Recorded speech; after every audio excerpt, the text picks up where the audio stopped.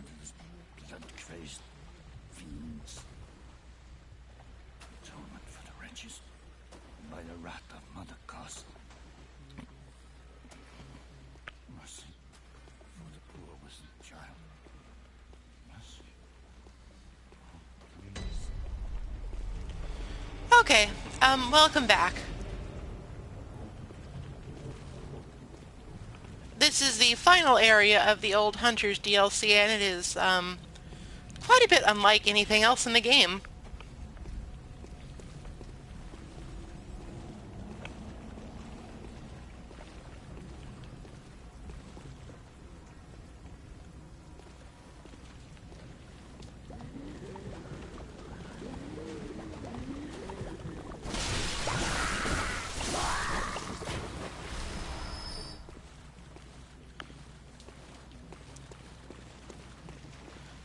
The primary enemy that you face here are these fish people.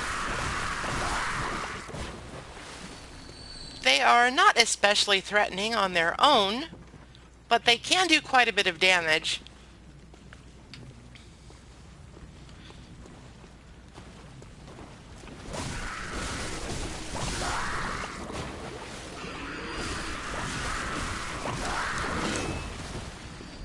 And they have pretty strong reach with their harpoons. They're also really loud, like a lot of things in this game.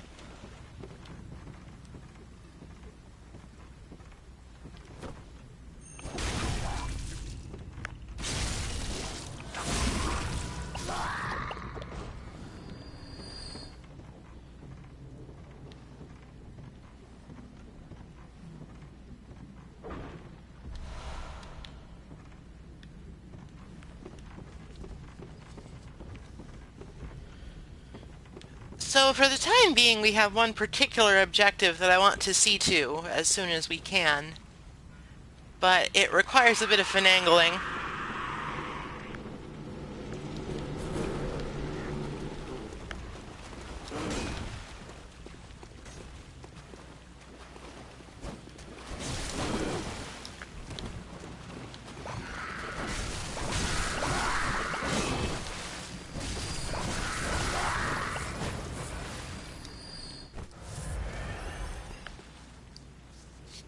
So the second enemy we will encounter here is this guy, who casts these annoying skulls at you.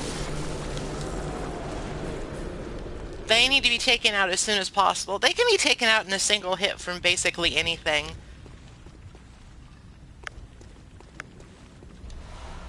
But it's basically impossible to do anything while they're shooting skulls at you.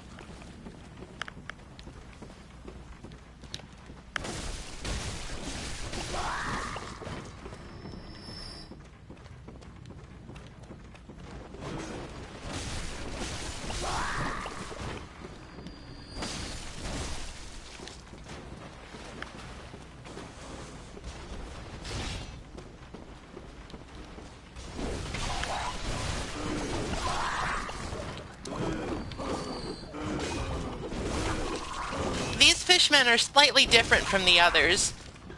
Instead of using harpoons, they go berserk on you with their forks, which is sort of weird. But it can do a lot of damage in a hurry, so all of the enemies here need to be respected.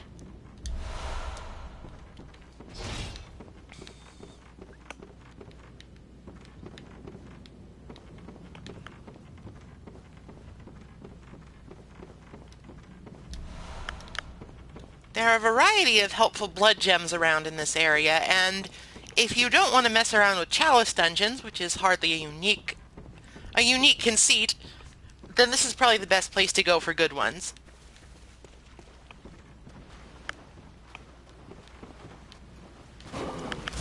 Ow. It should be noted that everything in this village is severely weak to fire.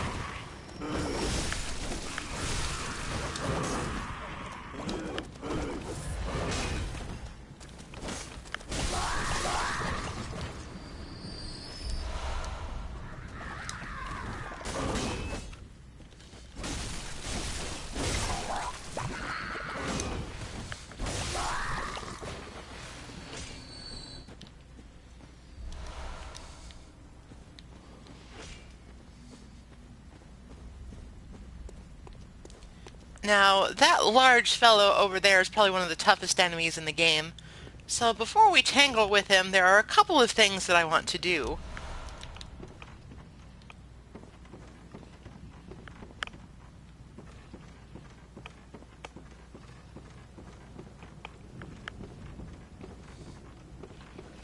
The first being kick this ladder down. This creates a handy shortcut from here to the lamp.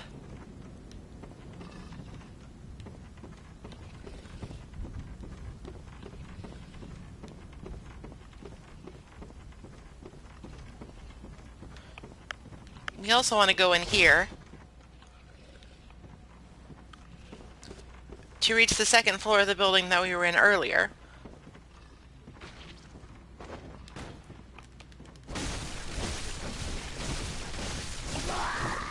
This is the final variety of Fishman, and probably the most dangerous. They have a grav attack, which is never good. They can be identified by the fact that they use these, I guess you would call them butcher's knives. Meat cleavers of some description.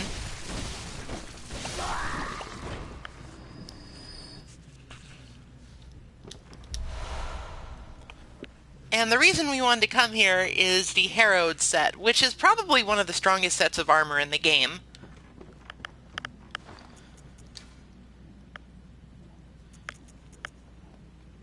It has strong overall resistances, and is one of the few sets of armor that boasts 120 physical defense.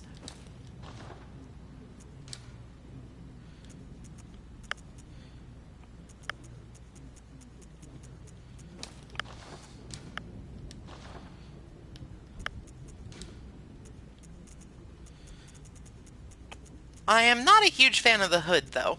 It looks kind of ugly. But we can rock with it for a while.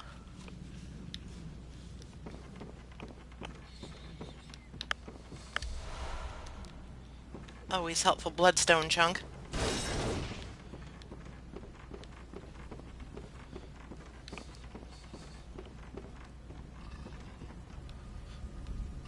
So with that out of the way, if you do want to tangle with this guy, I don't necessarily recommend it in any capacity. This is probably the best way to do it. You drop down here.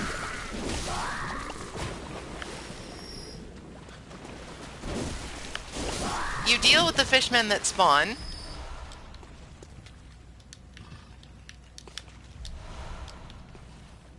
And then you slowly... Never mind, he caught wind of me. Alright, this is going to be difficult.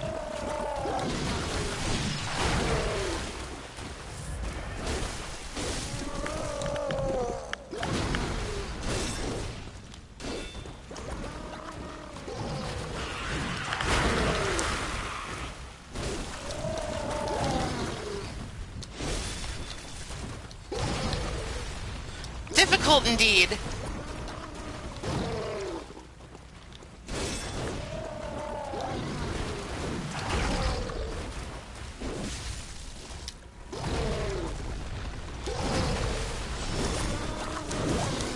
Oh dear. I got it. I got eaten.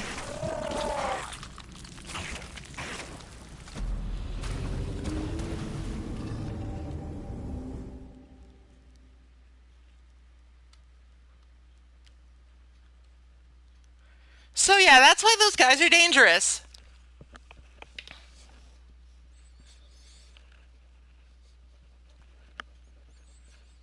They are very, very dangerous. Oh my goodness. Okay, let's see if we can do that a little bit better.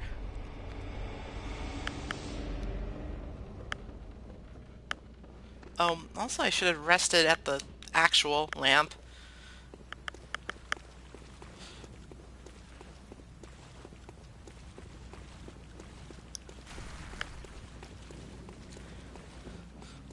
Honestly, the Fist Giants remind me the most of the ogres from Dark Souls 2. Except they are somehow even ruder. I'm just going to reset my spawn point here real quick.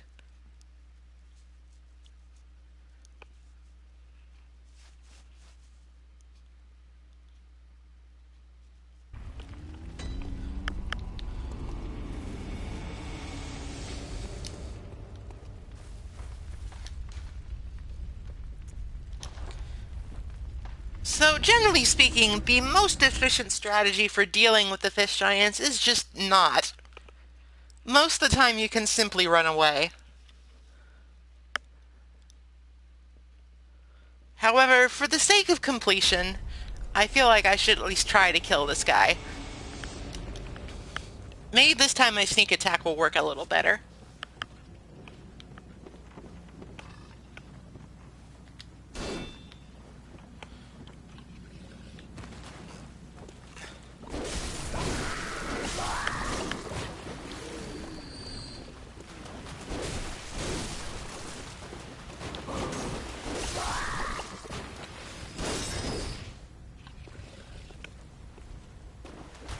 No.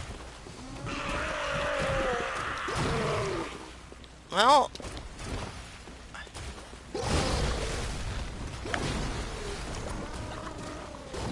time to seek higher ground.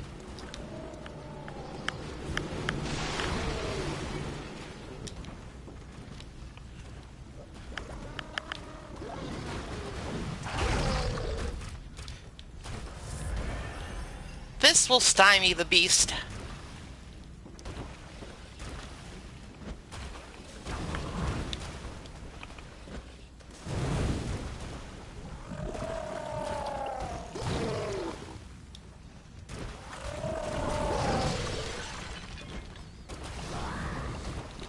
This is not an efficient use of Molotovs.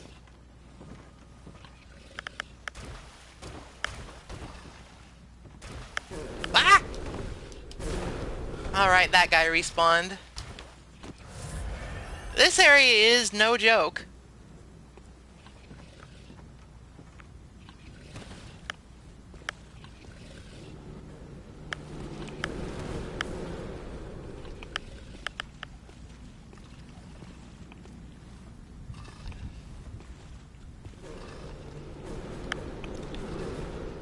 However, there is sort of a trick that you can take advantage of. Shit. I did it wrong and now I'm in a real bad spot.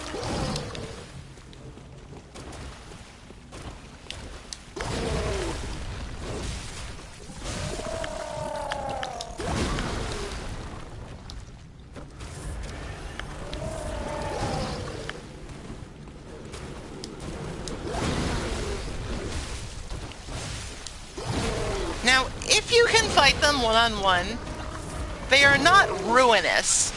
They're still really dangerous, but they're not ruinous.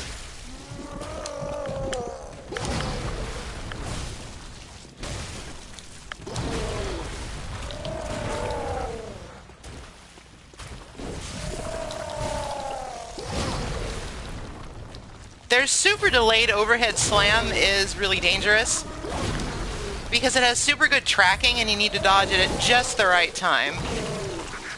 Also, I couldn't see that happen to me, so I think I got 8 again. Yeah, I got 8 again.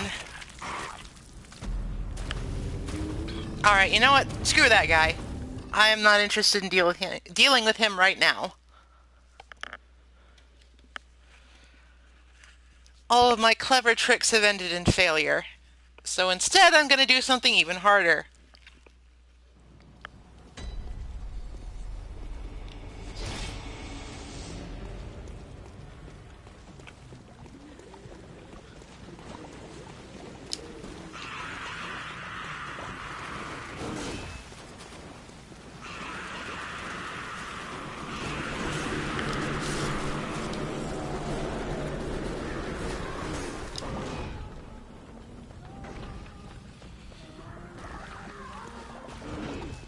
Alright, this is the Hell Well. This is one of the most difficult encounters in the game, because not only is there a fish giant down here, there's a fish giant wielding a giant anchor. Also, you don't have a lot of room to maneuver.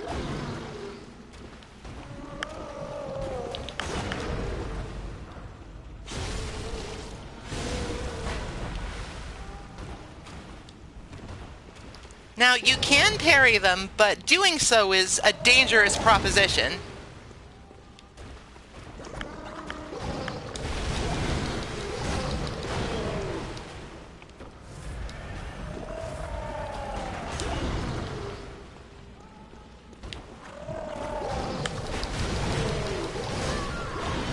Could you not?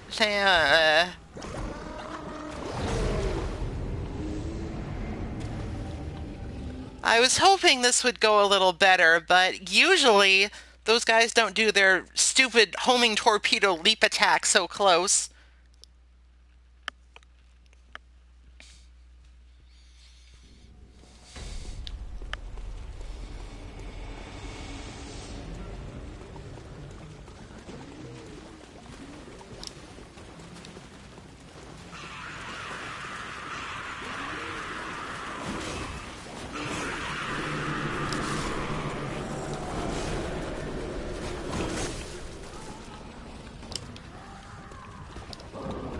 I found that it's fairly important to approach this guy from behind. Otherwise, he'll do his whatchamacallit attack and it's fucking awful.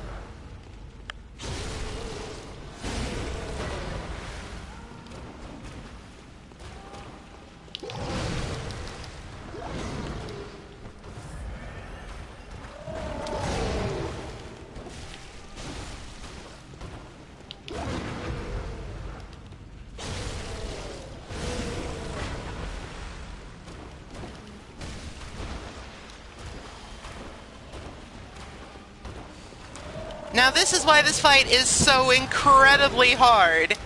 Another one drops down from the ceiling.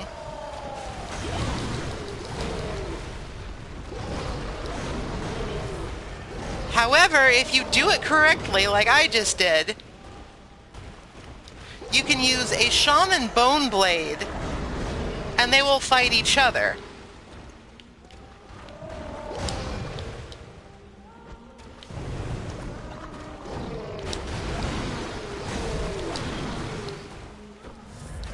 And provided then that you play it safe,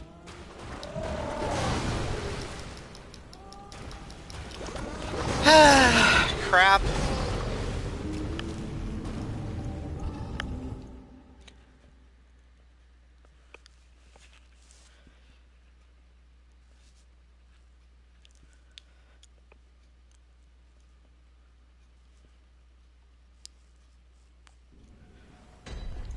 I'm really bad at fighting those enemies. I will say that right now.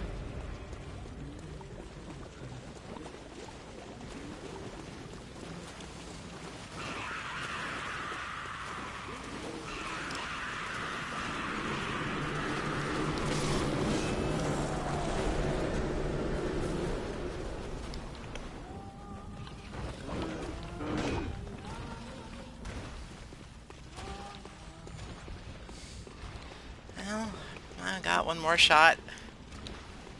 Let's try again. I was really hoping that the guy without the anchor would kill the guy with the anchor.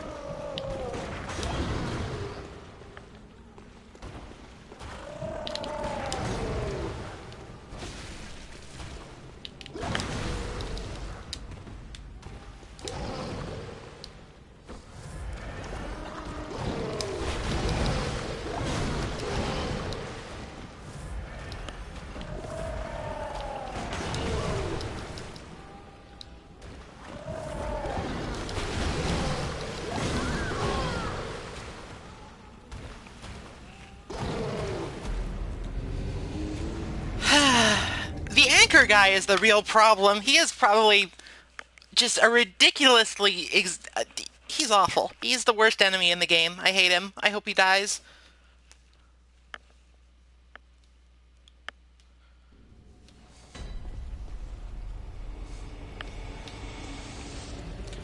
The reward for doing this is worth it. It's something I've been gunning for a while.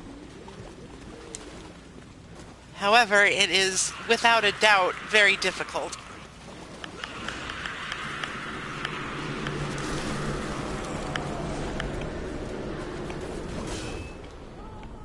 When you're making that run, by the way, you should always hurry down the ladder. You might get clocked on the way down, and you don't want to waste blood vials that way.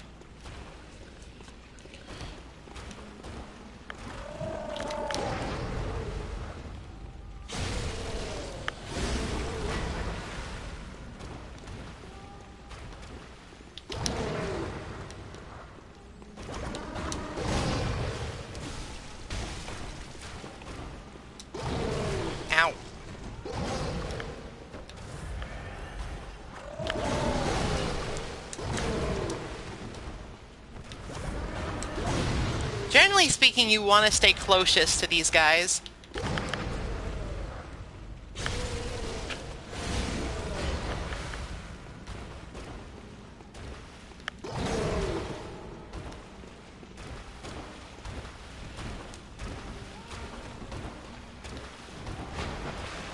Alright, down he comes.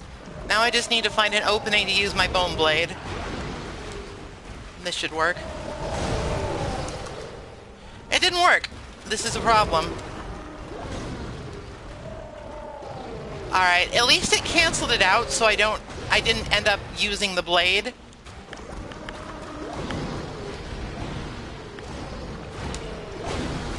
Shit.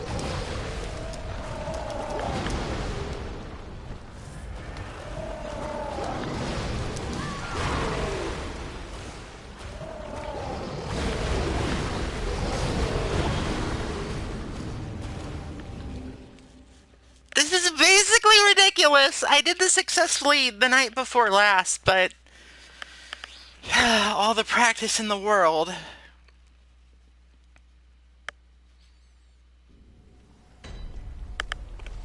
I'm really kind of mad at myself for screwing up the time where I got the bone blade off.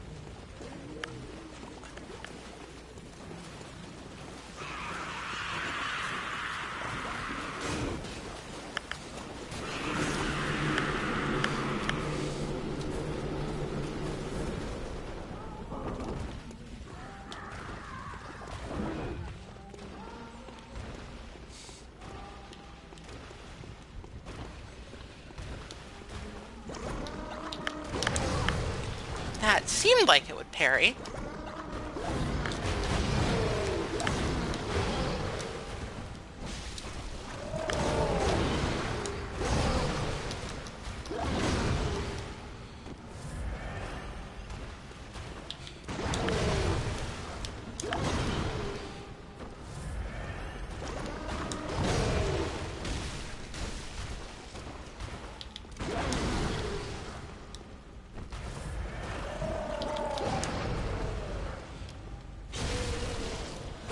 One of the things that's difficult about the fish giants is that it's so punishing to learn their parry timings.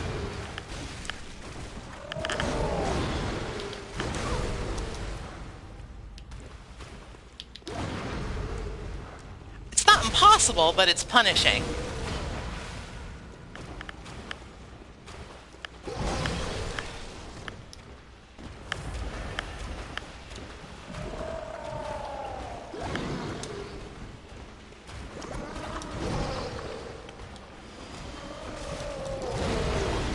Alright, I nailed him. Fight amongst yourselves.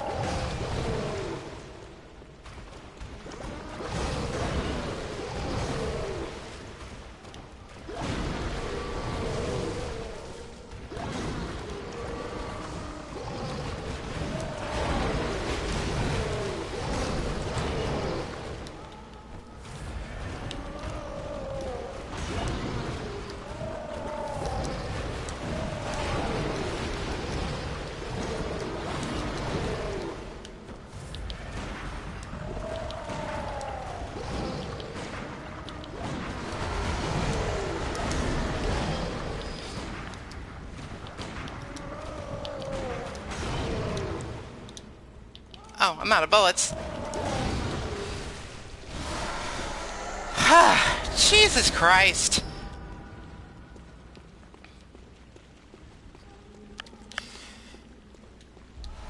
Our well-deserved reward for this ridiculous insanity is the Rakuyo.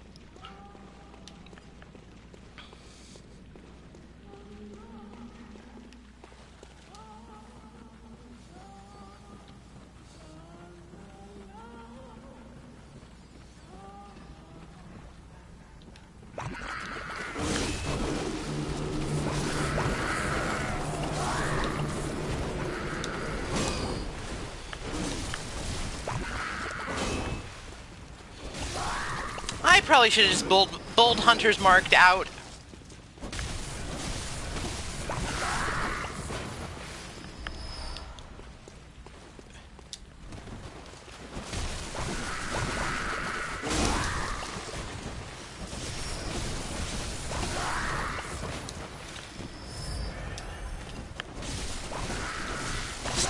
basically all downhill from there, believe it or not.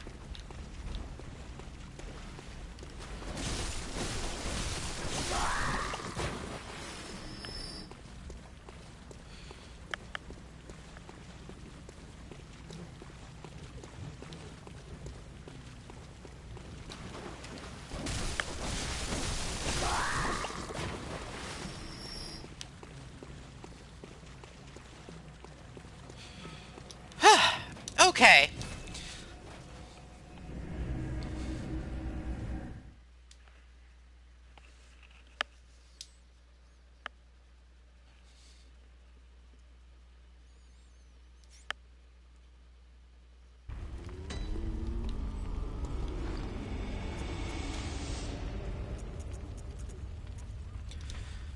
So, the Rakuyo is actually Lady Maria's weapon. It's a trick sword that originated in the same country as the Cainhurst Chikage, only this sword feeds not off blood, but instead demands great dexterity. Lady Maria was fond of this aspect of the Rakuyo, as she frowned upon blood blades despite being a distant relative of the queen. But one day she abandoned her beloved Rakuyo, casting it into a dark well when she could stomach its presence no longer.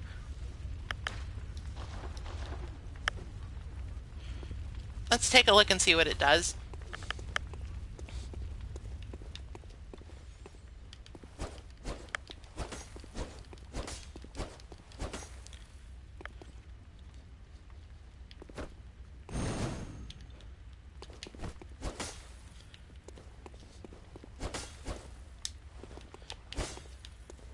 Its untransformed moveset is fairly similar to the Chikage's, but when you transform it, it becomes two blades.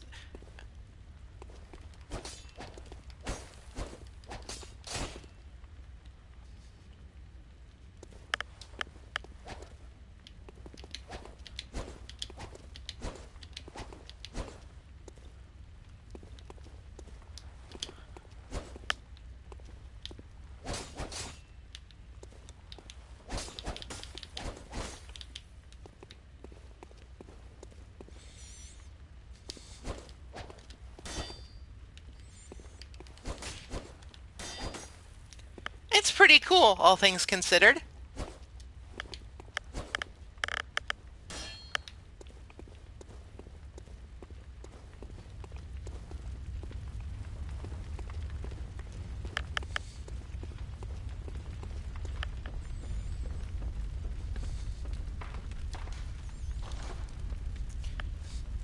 Since I went to all the trouble of getting it, I think I'm going to go ahead and use it. Though I need to buy a couple of bloodstone shards.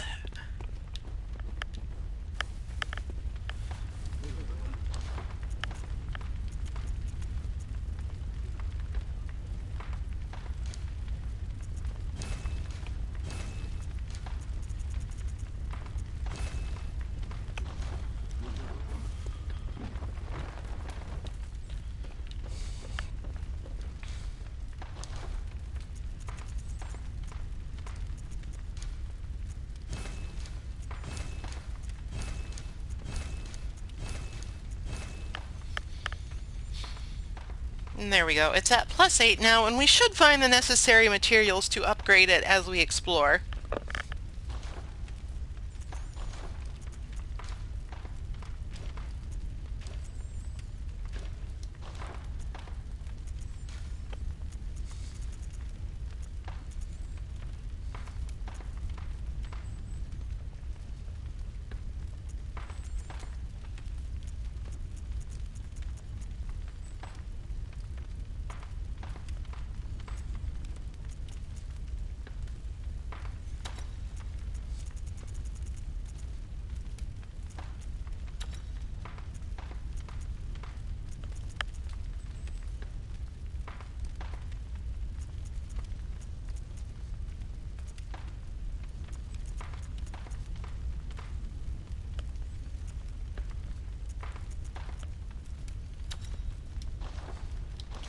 Alright, that should do it for now.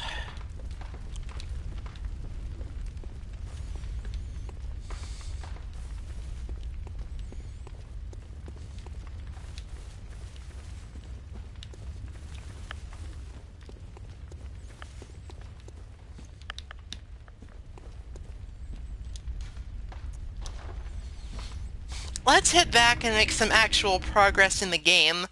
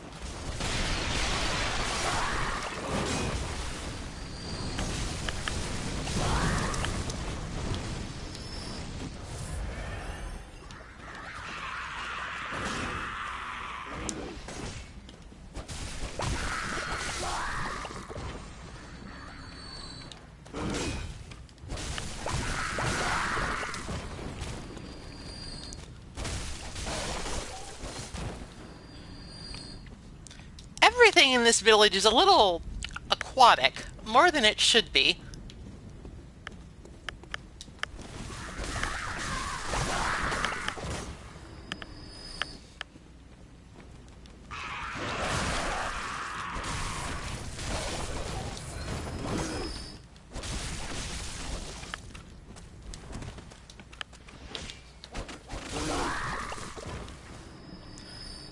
It's a fish dog.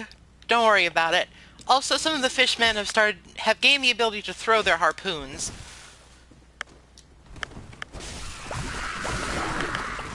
This isn't too bad. But it's not particularly great either.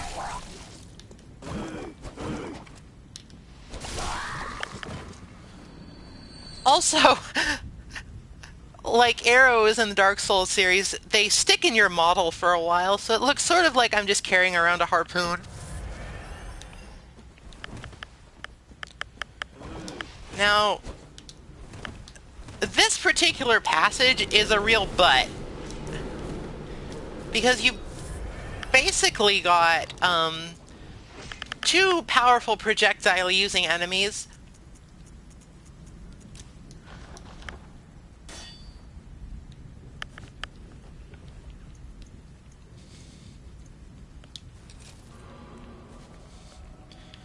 One of which will completely demolish you if you're not careful.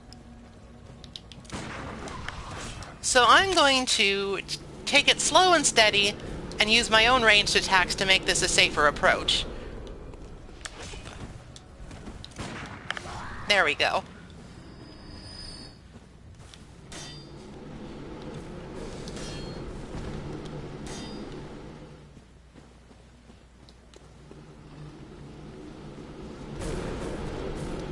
Now, of course, that wasn't the only thing that made that dangerous. There's also a fish giant with an anchor. However, try as he might, he can't actually follow you in here.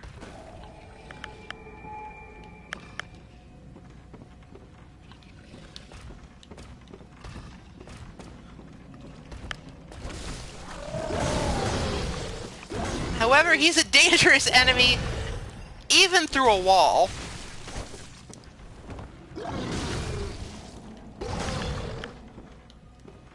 But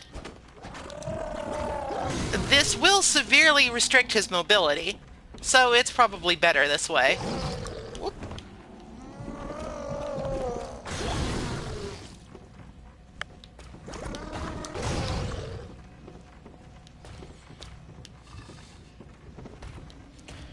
This is also a good chance to practice the parry timings, because he can't punish you too severely. He can still punish you, just not terribly so, because he can't actually move. What? The camera can punish you, though, and it is fond of doing so.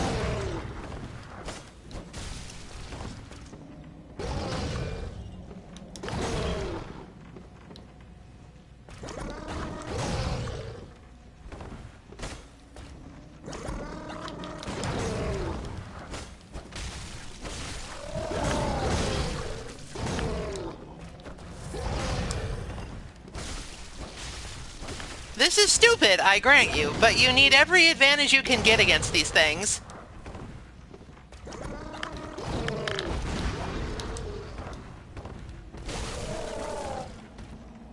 Huh, I didn't even know that was a parry timing.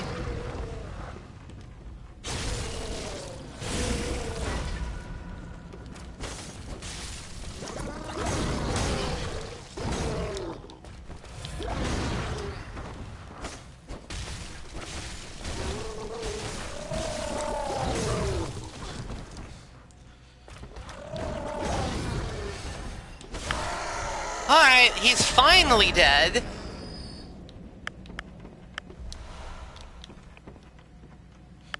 Also, there was somebody here the entire time. You? I'm afraid I've made a botch of things. Oh, I can hear the bell now. The beast-eyed assassin. He's after me. Again. And again. It never ends.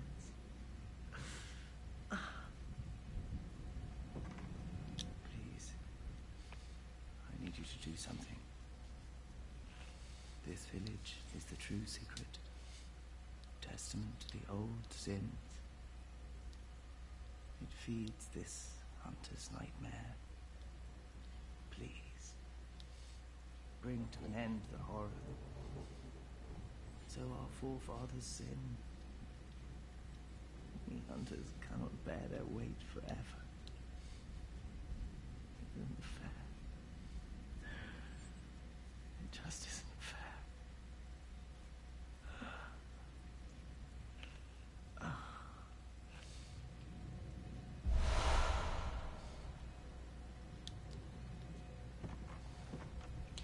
Well, that is the end of Simon the Harrowed Hunter.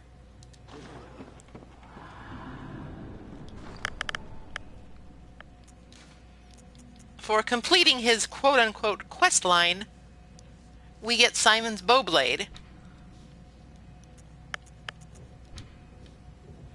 It is probably one of the most unique weapons in the game. I'll show it off here real quick.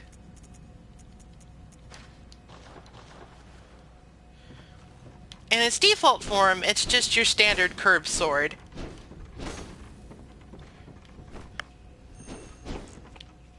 It's pretty cool, but it's nothing to write home about.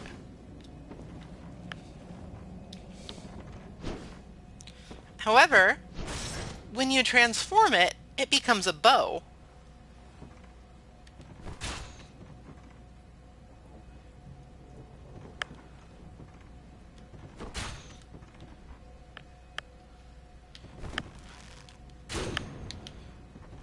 You can do a quick shot with R1 and a charged up shot with R2.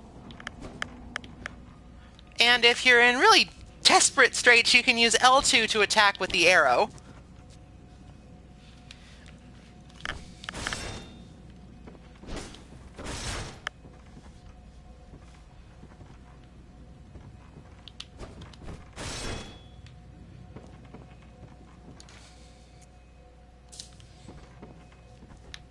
It's a pretty cool weapon, and you can actually do some very interesting things with it.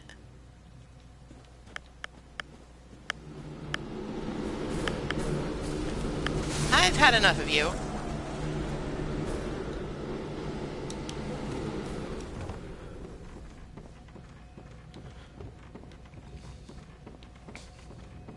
It's also interesting in that it's great for a blood tinge / skill build, because the arrows scale very highly off of blood tinge, while the sword form scales off of skill. And this build isn't really spec'd for it, so I will probably leave it be.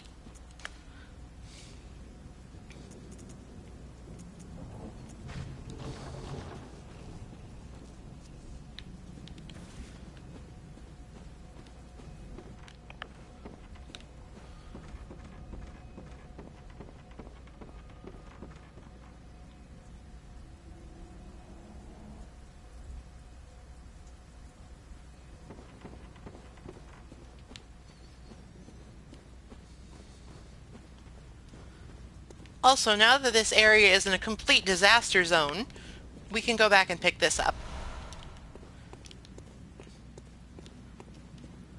This here is also another area that's useful for sort of mitigating how deadly the anchor giants are.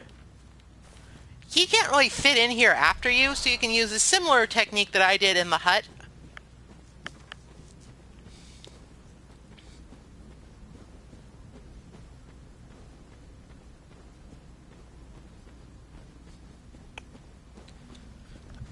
Now, if you were paying attention, you might have noticed that the bow blade wasn't the only thing that we got.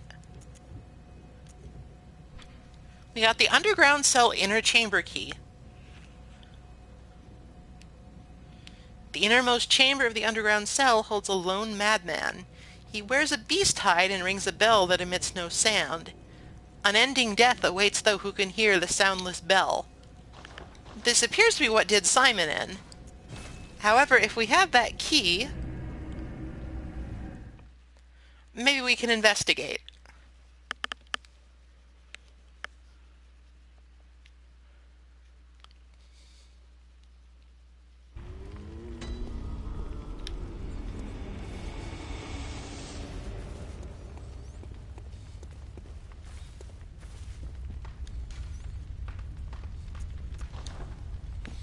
If we return to the glamorously named underground corpse pile, we have a straight shot to where we need to go.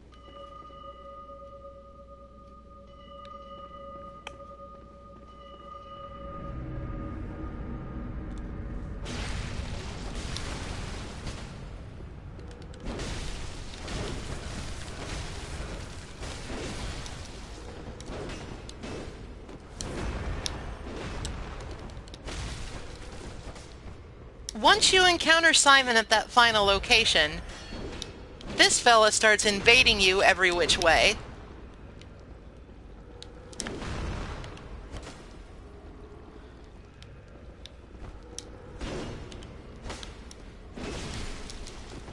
He is not hugely difficult to defeat, but he has a couple of nasty tricks up his sleeve. He likes to drink lead elixirs, which makes your attacks do not nearly as much damage as you would like, and they also sort of bounce off of him.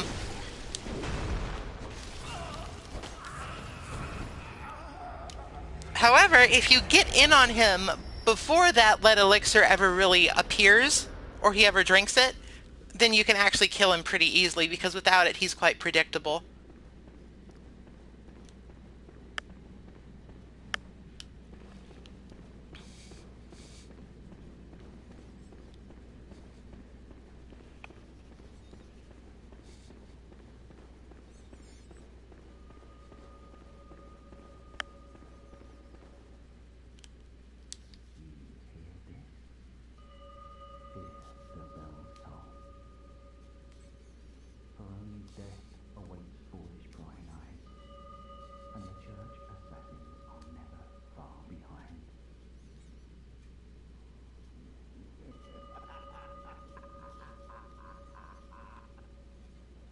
So the fella behind the door is behind all of this invasion shenanigans.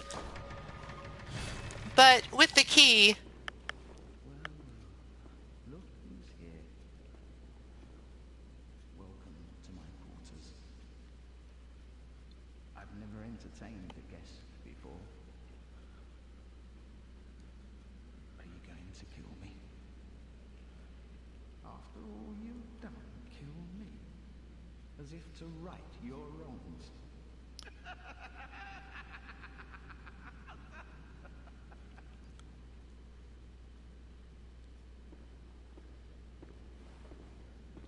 What is it? Aren't you going to kill me? Or perhaps beg my forgiveness? Well, leave off. What's What's done is done.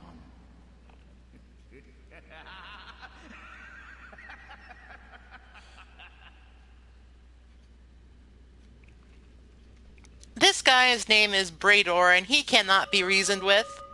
And if we leave him alive, he will just keep invading us until the cows come home.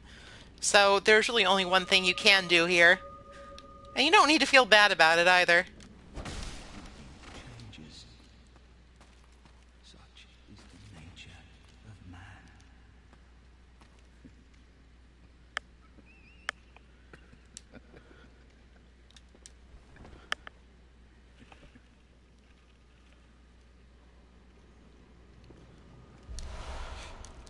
For killing him, you get his unique weapon, the Bloodletter, which is a weapon similar to the Chikage in that it scales off of Blood Tinge, even though it's a melee weapon.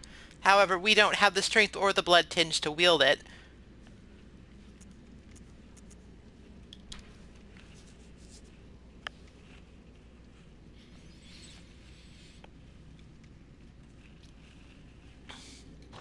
In addition to scaling off of Blood Tinge, it also has a secondary mode that takes away your own health in exchange for damage. It's a pretty strong weapon if you're spec'd for it.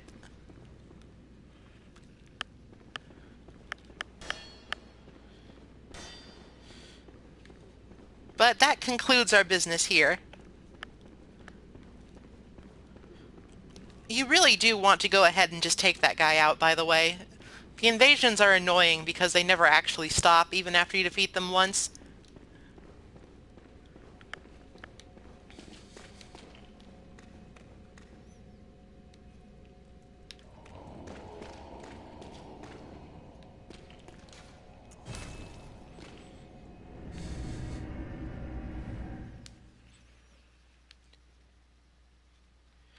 You can actually get the rest of his armor set. Instead of getting them as you defeat him and it drops, it just appears in the places where he would invade. So there is no reason not to just do away with him unless you really want to fight.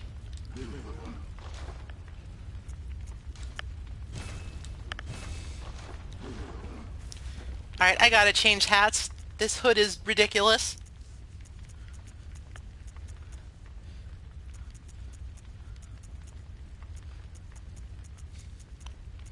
Unfortunately, as you can see, there just aren't very many hats that are as good as this. But, you know, fashion souls.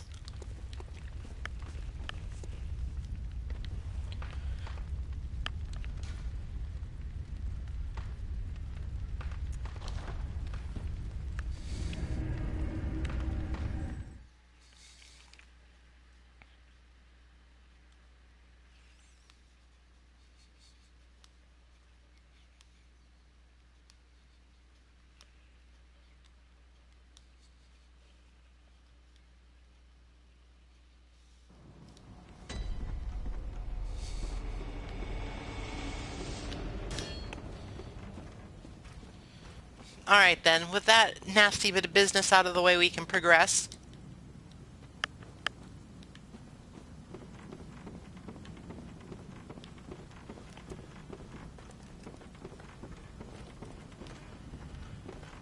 Now, for instance, Brador would actually invade right here on this bridge. However, since we killed him, his bloodied armbands will just show up.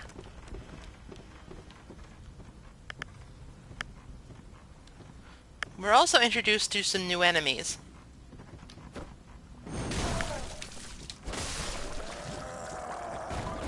These guys are similar to the fellow who greeted us when we first came here.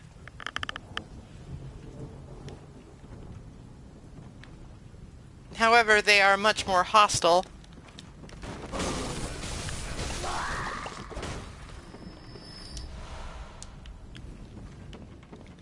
That one didn't really get a chance to strut his stuff, but we will see what they do in a bit, I'm sure.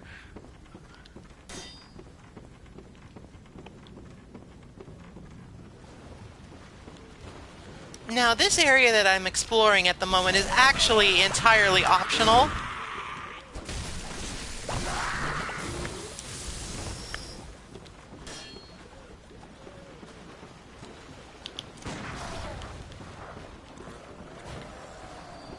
But there's some nice stuff around, so if you're careful, it is most certainly worth exploring. However, you want to be extremely careful as you do, because there are a lot of enemies around, and there are not a lot of ways of evading them because the quarters are kind of cramped. So the best thing you can do is stick to the top levels as best you can, and sort of take them out as you can with ranged attacks, if that's a possibility. If it's not, you might just have to wade into the melee.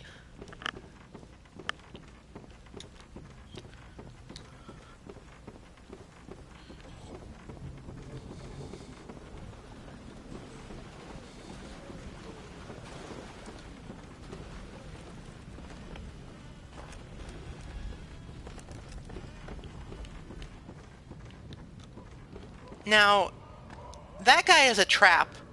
You do not want to go down there. Not before you do something on these lines.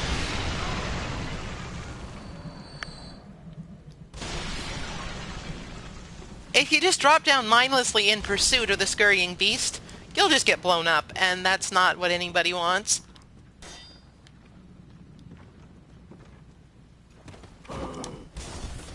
Because this guy is waiting right here to greet you with a Molotov.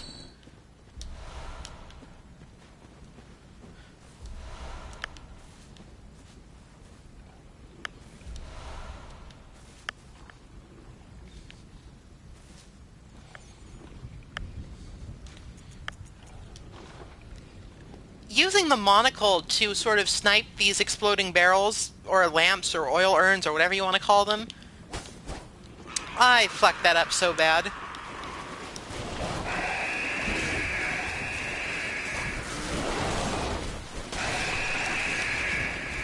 Well, nothing else for it. I have to fight my way out.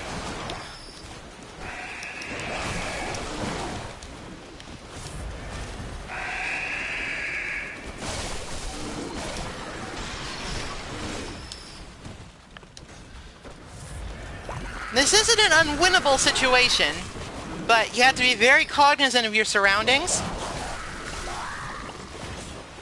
and make sure that you don't pen yourself in.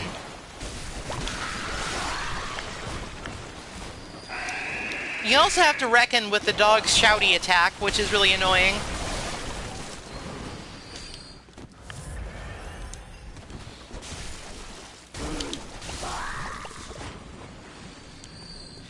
If I had not screwed up so incredibly badly, I could have taken out some of those explodey lamps and taken out some of the enemies that way before I even started, but you know, sometimes I just forget that you can't use guns as with some weapons.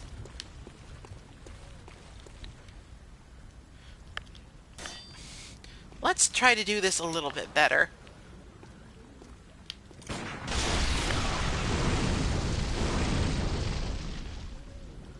Oh, that didn't really do what I wanted it to.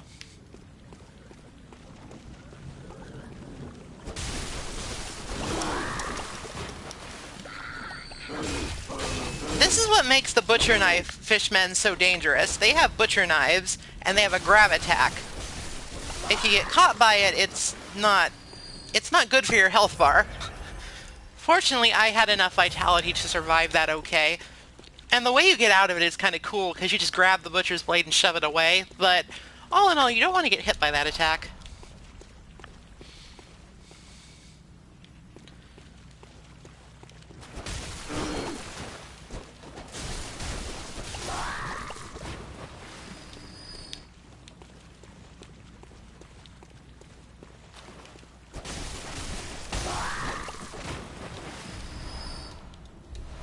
Now, this little area is basically Bloodstone Chunk Central, so it's definitely worth coming down here, even though there's nothing particularly pressing going on. This isn't the way to progress in the area, it just is sort of here. This is the site of another Brador invasion, and we get his Beasthide garb.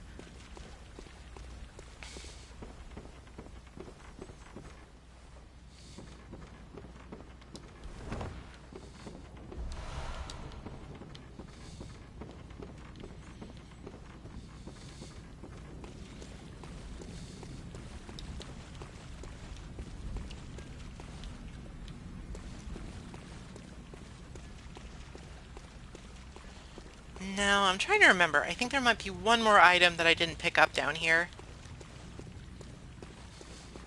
I believe it was up on some steps of some description. Yeah, there it is. Okay.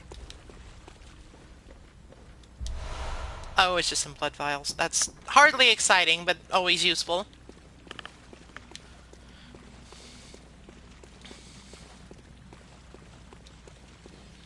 I might make a second trip here to get that scurrying beast that I missed when I was being cautious. Actually, let me check. How many chunks do I have? Oh, I have 8. That's enough to upgrade the Rakuyo again. Alrighty. I think that I will take a quick trip back to the Hunter's Dream to upgrade that real quick once I can find my way out.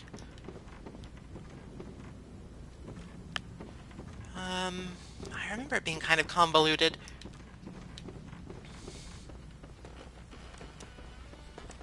I think it was actually on the opposite side.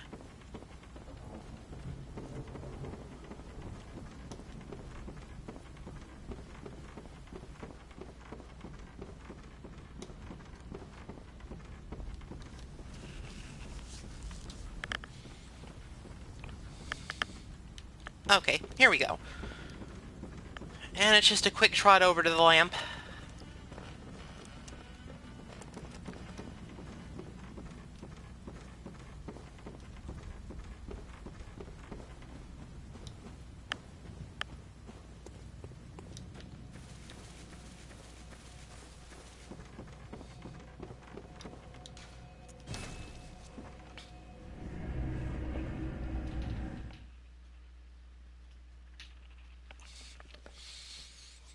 An interesting thing to note about Bradar's set is that it actually has the highest Beasthood stat in the game.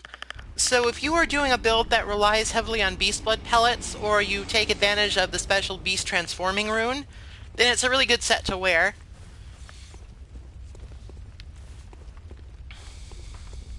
Otherwise, it looks kind of silly. This is the hat.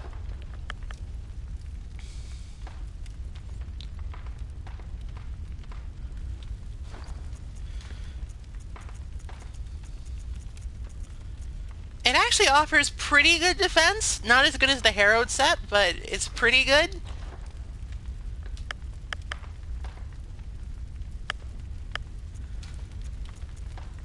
But like I said, it's a little silly.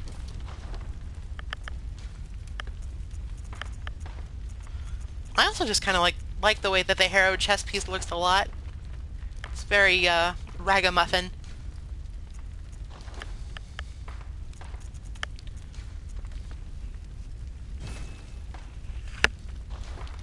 Alright, that's as high as it can go for now. Now let's actually progress. There's quite a bit of side stuff to do in this final area.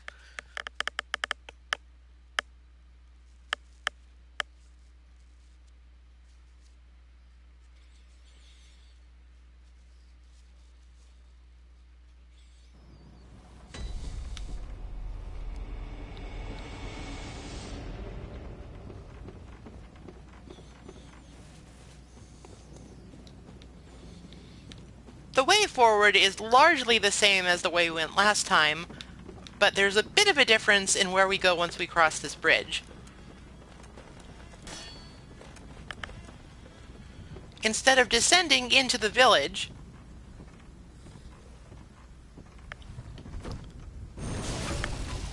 well, we want to do this again, but before descending into the village, we actually want to go up.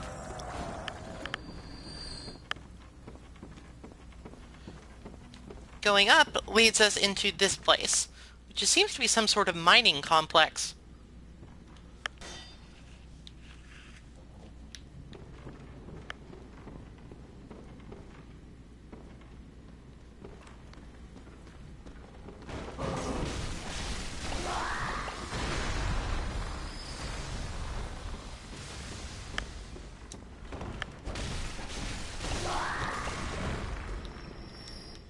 The lightning bolts that are being called down upon our heads come from those shaman-looking enemies.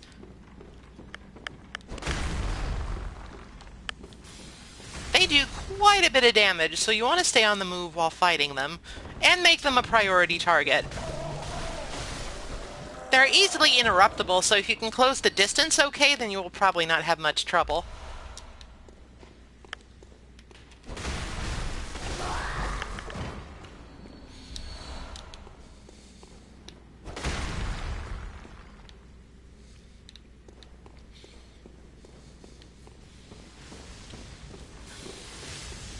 Now, there is a trick to them. If you sort of hide under an area with a closed ceiling, then their lightning bolts cannot actually get through that ceiling, as evidenced here. This is actually a perfectly safe spot to wait for basically an eternity, if you want to, but that won't really solve the problem.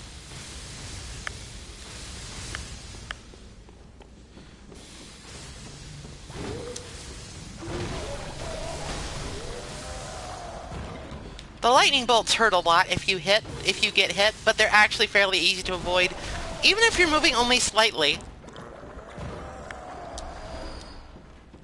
The shaman are a good source of bolt blood gems if you are into that sort of thing. I've never really liked arcane builds very much, despite trying.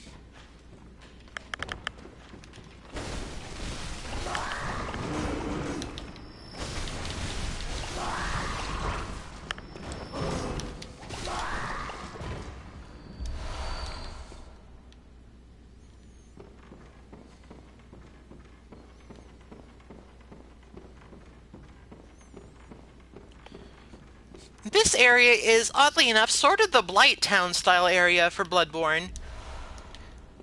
Everything else has been mostly like Victorian or just nonsensical nightmare crap, but this is actually sort of fitting the bill of weird shantytown place.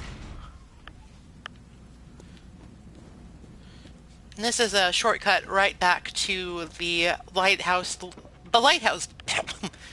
I'm having difficulty speaking. The lighthouse lamp. Though it's sort of unnecessary, because it's really not that long of a trek. Still, it's appreciated.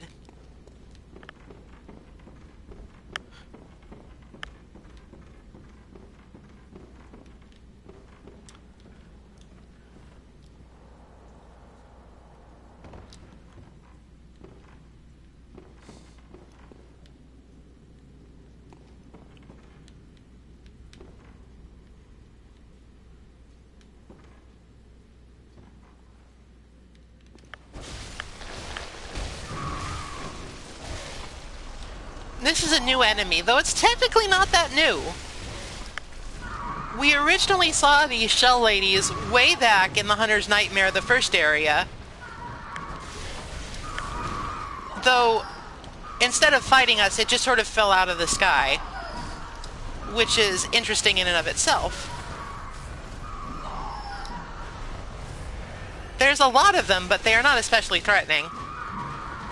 They will take much less damage if you hit their shells, which makes sense. So a weapon with a low profile is helpful in fighting them so you don't overshoot the vulnerable bodies.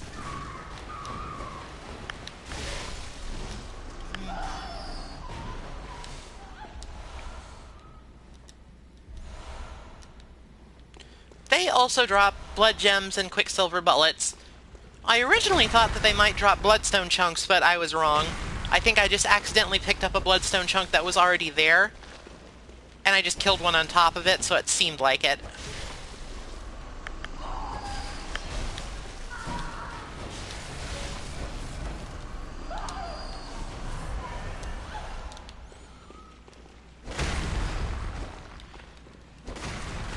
It's worth it to just attack any shells that you see, just so you don't get caught off guard and taken by surprise.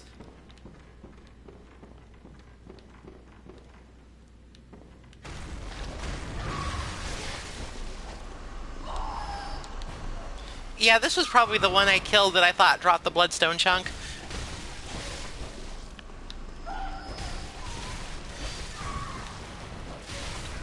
Like everything in this DLC, they do quite a bit of damage, so it's not like you can just sort of face tank them with impunity. You do need to be careful.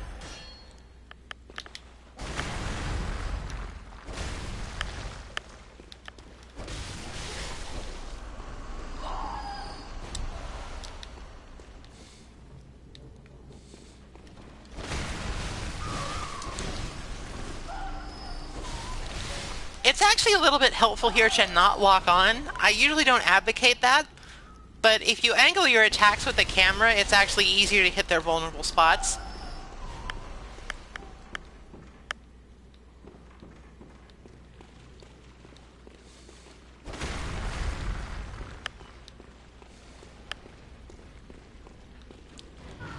Now, this shell lady introduces an interesting new trick in that she can just ditch her shell. And makes her a great deal more mobile and a great deal more dangerous.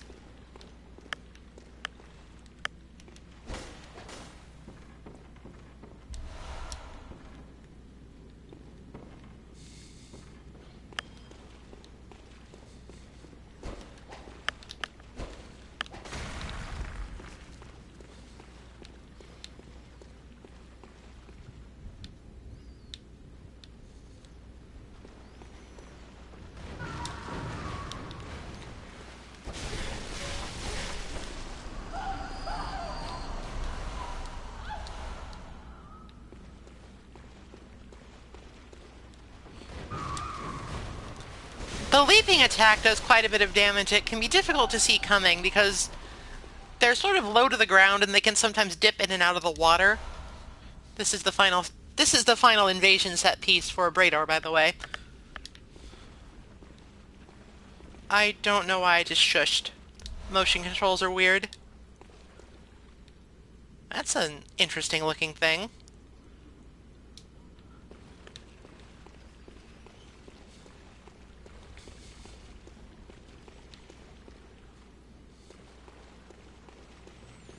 Now, this particular hallway is a difficulty.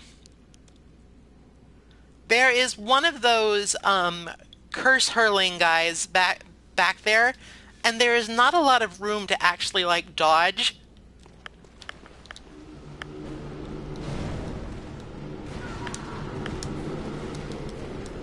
So, in addition, there's also shell ladies.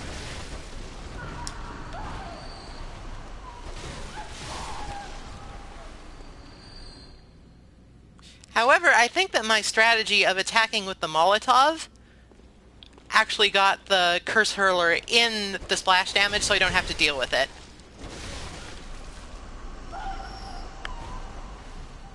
Looks like it, and that's a relief. I actually died here a bunch because I didn't know how to deal with it. Dashing forward can maybe kind of sort of work, but not that well.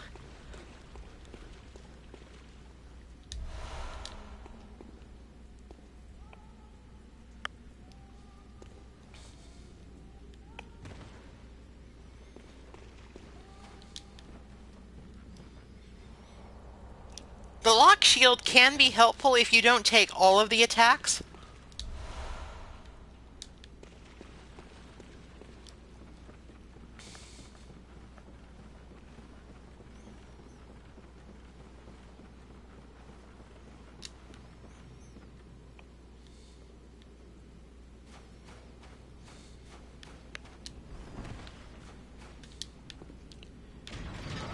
This lever, helpfully enough, opens up one final and very useful shortcut back to the lamp.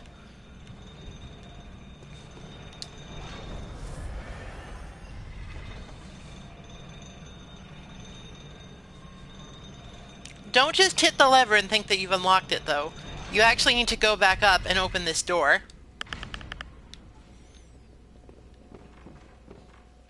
And we're right back at a safe spot.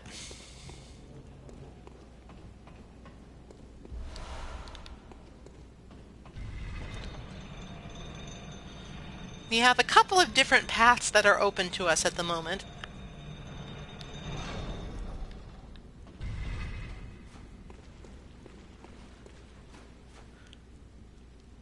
This rather ominous looking passage with praying ladies is not where we want to go just yet.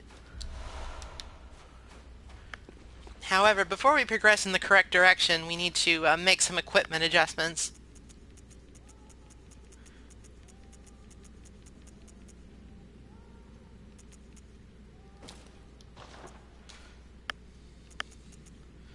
The observant among you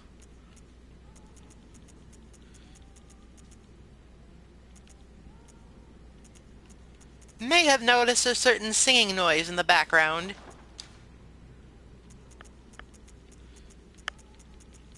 So it is time to attend to that.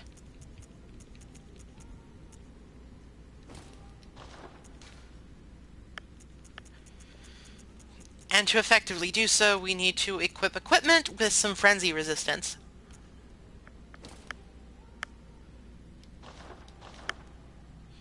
If I really wanted to be safe, I would probably just equip some frenzy resist runes back at the Dream, but we'll see how that goes. I might not need it.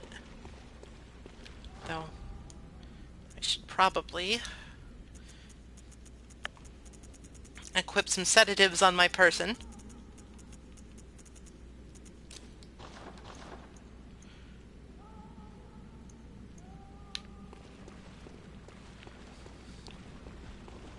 And it just wouldn't be an endgame area in this game without some winter lanterns.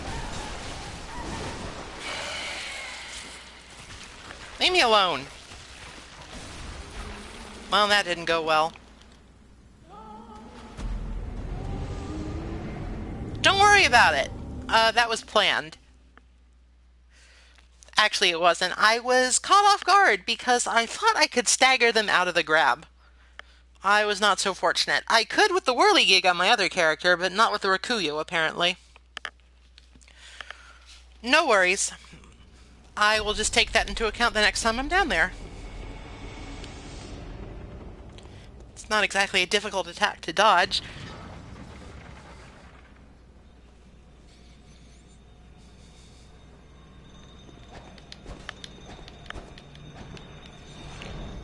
I wonder if piercing damage works better on them. I might try that out.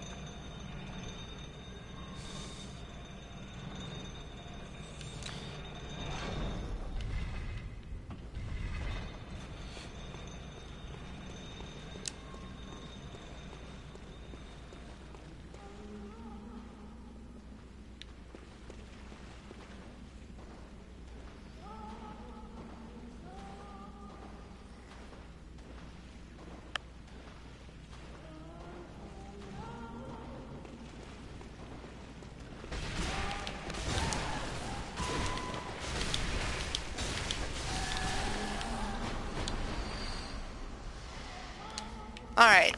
Had enough frenzy resist that I managed to chug down a sedative before that became a problem.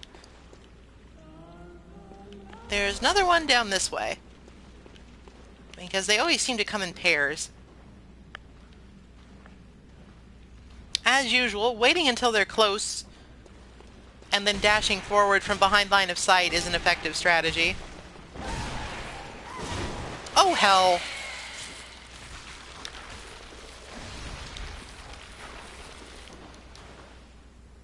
I thought I was out of range of that, and I'm dumb.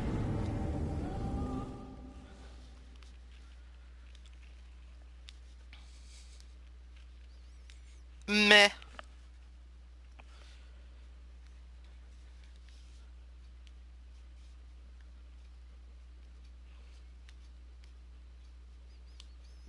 Oh well.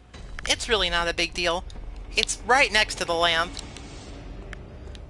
And if I really want those 30,000 souls back, there are many ways to get them. If you think that you're going to die when you use this shortcut, it's helpful to just send the elevator back up by stepping on the pressure plate.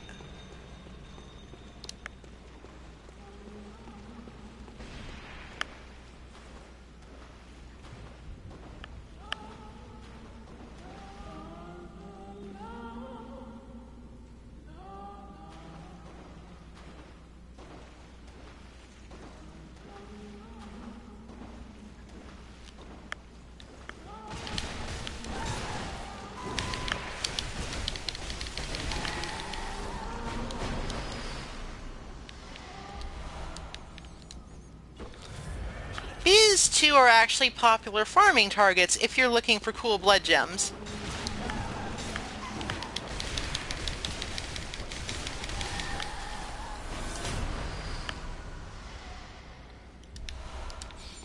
Because they have a tendency to drop them.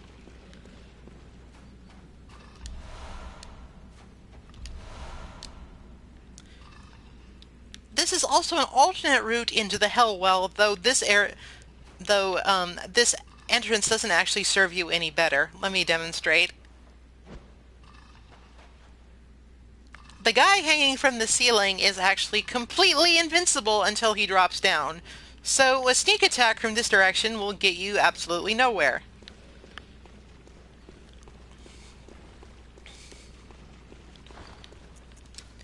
Let me put my normal attire back on.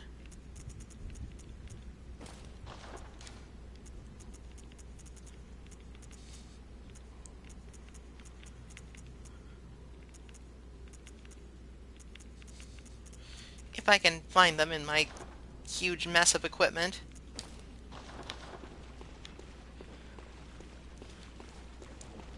Fortunately, this is not the only reason to come here.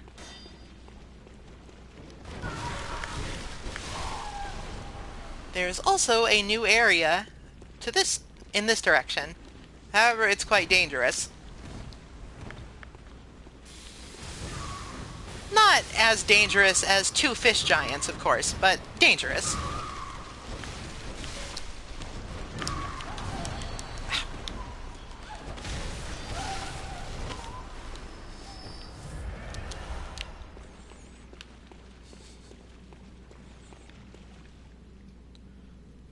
There's actually an ambush here. The game will expect you to make a mad dash for the lightning guy, which is, you know, reasonable. But if you do, you will probably get clocked by the ladies hanging from the rafters.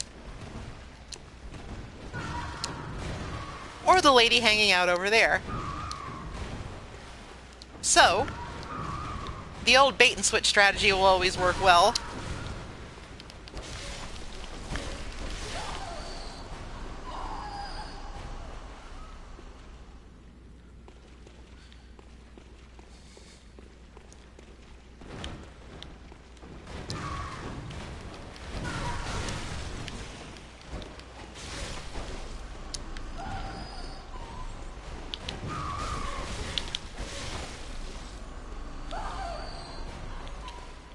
Now, there's definitely a good reason to come down this way, even though it's a little bit difficult.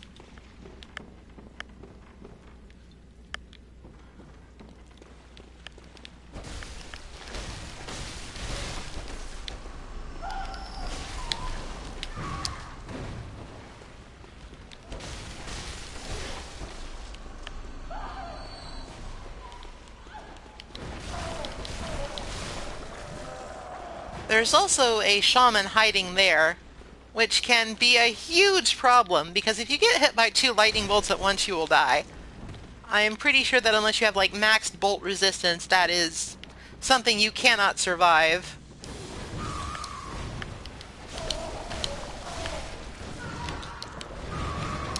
Whoop.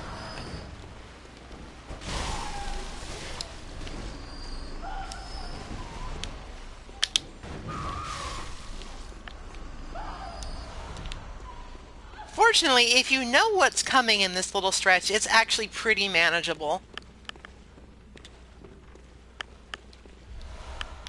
Which is sort of a non-statement in a Souls-type game, but, you know. Even if you know that the 2 giants in the well are coming, that's not manageable at all. The ultimate reward for coming here is a precious blood rock, which is the only upgrade item that allows you to bring a weapon to +10. And prior to the DLC, there was only one of them in the game that you could get without delving into really difficult chalice dungeons. So a second one for free here is kind of a godsend.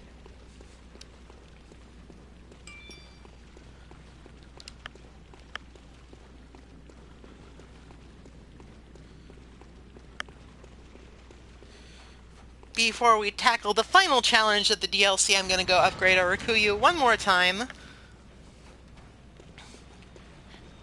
Maybe spend some of these echoes on some blood vials, because I have a feeling that I will need them.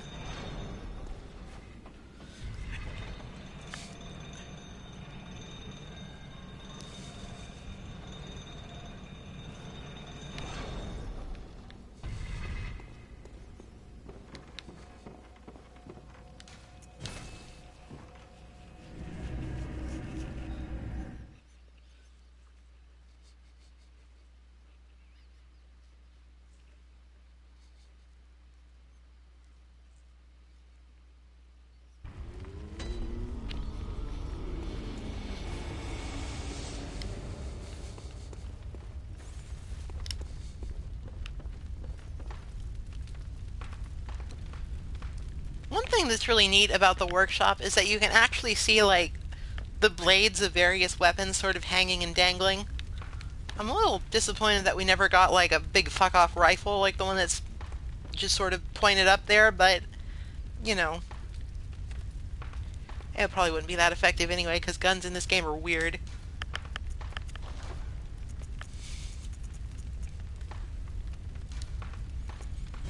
And there we go. Plus 10. I should also probably repair anything that needs it. See if any of the blood gems that I got are actually better.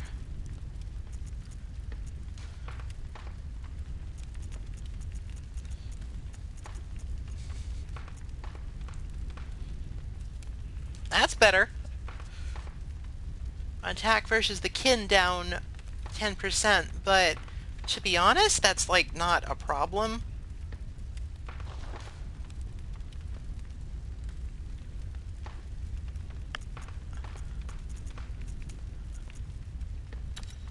There we go.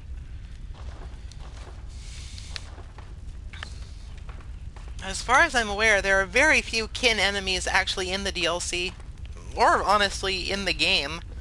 Let me just check my runes here. We've got Clawmark, Blood Rapture, and Odin Writhe. Yeah, that's what we want, alright.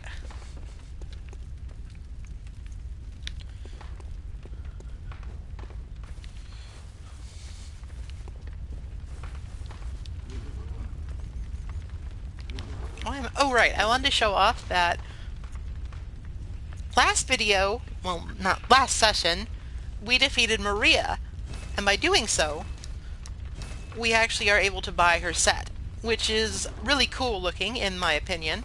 It's not nearly as good defensively as the Harrowed set, but Maria is a very stylish lady, and emulating her is only natural. It also has some interesting lore attached to it.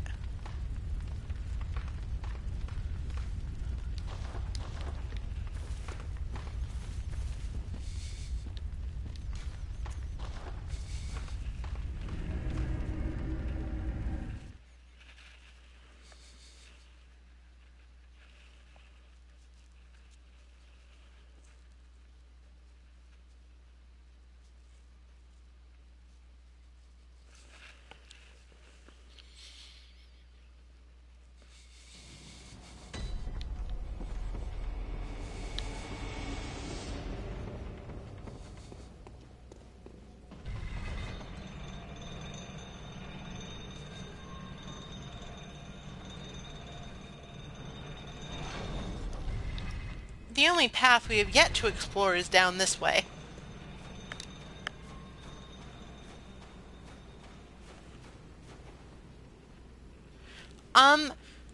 So there's something interesting with that.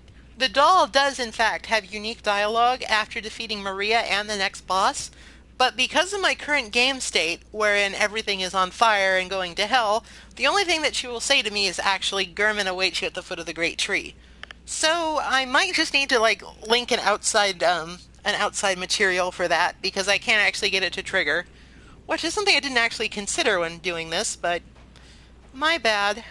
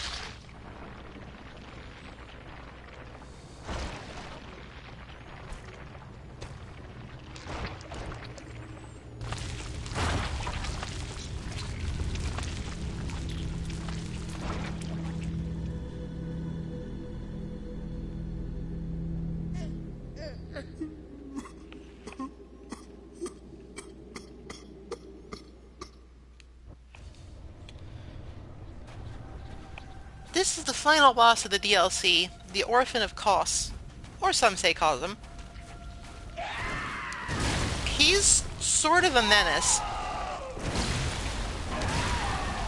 And it's going to be difficult for me to talk about him and fight him, but I will do my best.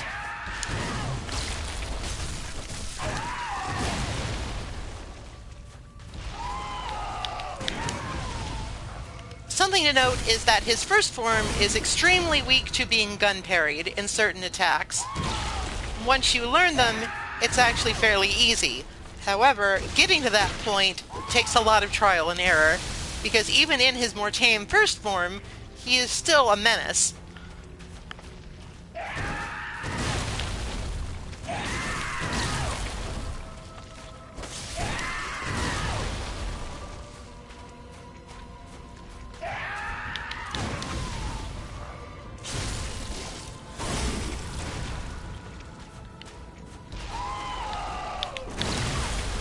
I was a little late on that, and I got punished severely. A really cool trick for fighting the Orphan of Kos is that when he tries to jump like that, you should immediately run right towards him and you will get up right on his side.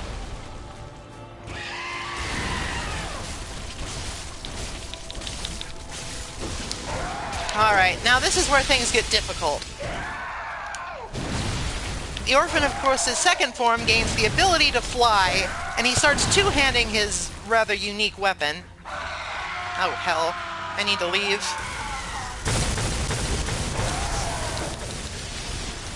That is a very dangerous attack. And he's doing it again? Asshole. You really want to fight him in the ocean, because the point of impact for the lightning bolts is always the corpse of Kos.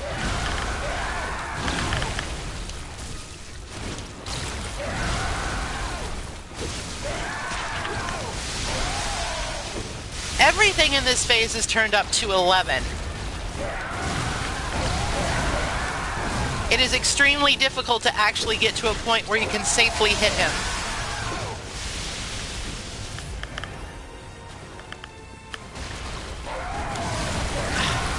Gun parrying is also sort of out of the question. He attacks too quickly.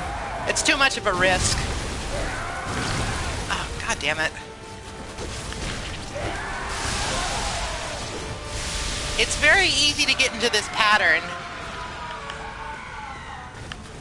where it's impossible to get it hit in because you keep getting hit and healing.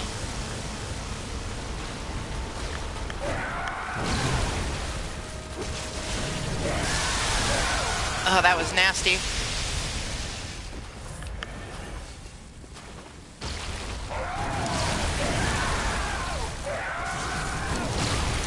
Ah, crap.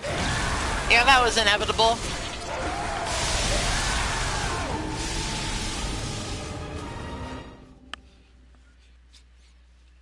The best advice I can give for the second phase is actually to be aggressive. Because you simply won't win doing it the way I was doing it.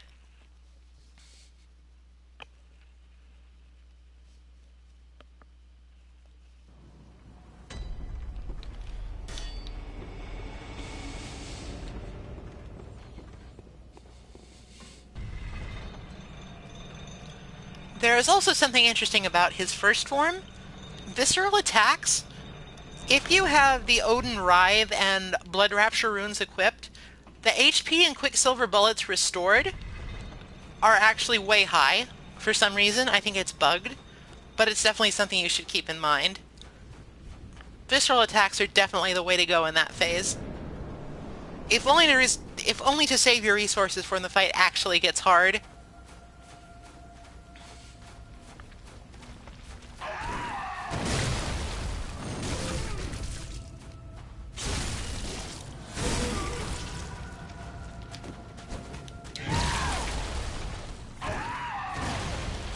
Now I'm going to try and not make the mistake I did the last time. And I'm going to start out by fighting him in the sea. There's no way to actually, like, fall off, so you are perfectly safe here, provided that you don't do that. Or that. provided that you don't run into the invisible wall.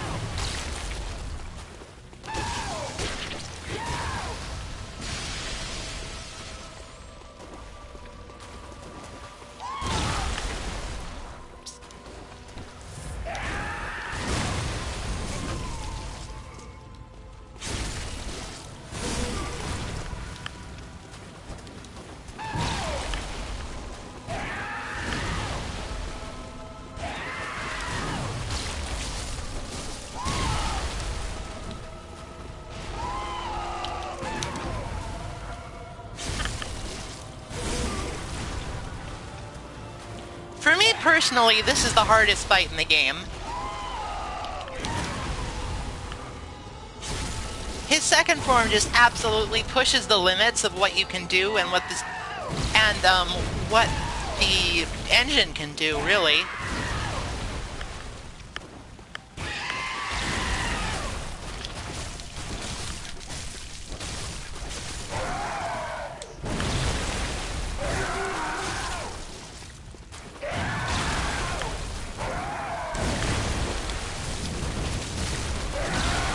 Like most enemies in the fishing village, he is mostly weak. He is a little bit weak to fire. Not like immensely.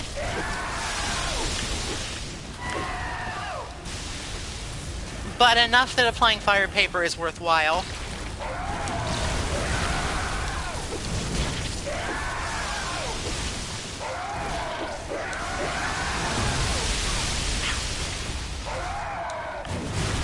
You can probably parry that attack, but I haven't had much luck with it.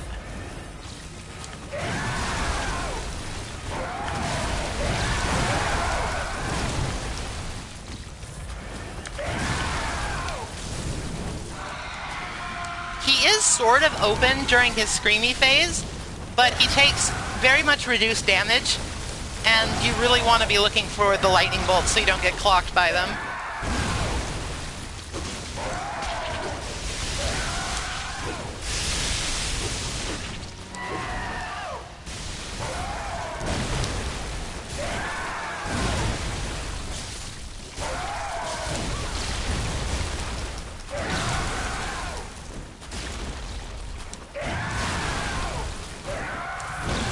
The Orphan is also a boss that can really take advantage of the fact when you get knocked down. He will not stop his attack just because you're on the floor.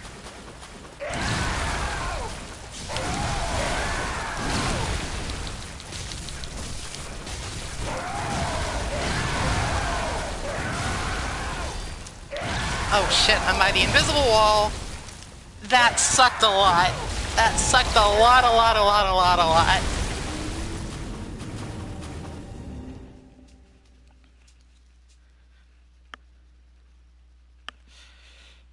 Oh well, this is going much better than the first time I tried to fight him.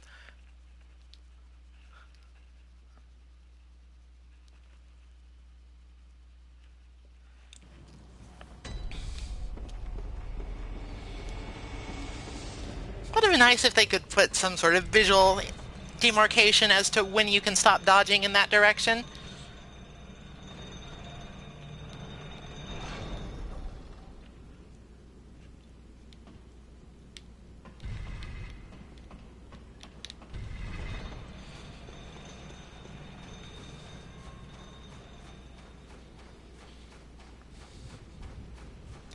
Something that I would say is that my builds tend to be very skimpy on vitality, so if you're going to play through this DLC, you should probably do it with more than the 30 that I have.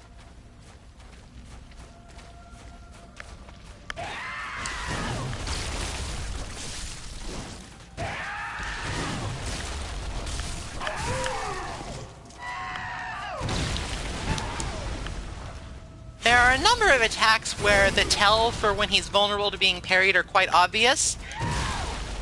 So a perfectly viable strategy in the first form is to simply wait for them and then bait them out. This is especially useful in skill-based characters like myself, because your visceral attacks will do a shit ton of damage. I sort of mistimed that. That's my bad.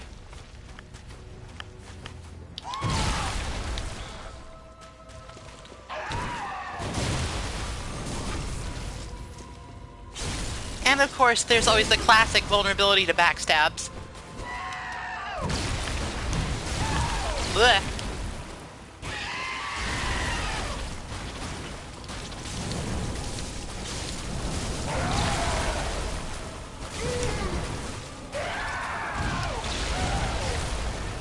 I would have liked to fish for like one more parry attempt, but that wasn't happening. It's very important that you keep your health up as much as possible during this phase, which is why you really want to conserve your blood vials in the first one.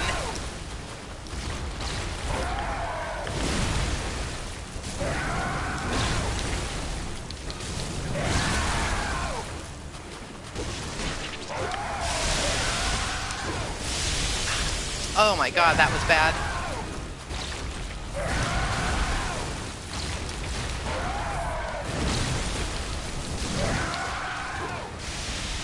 When he leaps away, you really don't want to dodge towards him because you will get hit by his bombs, and that just sucks.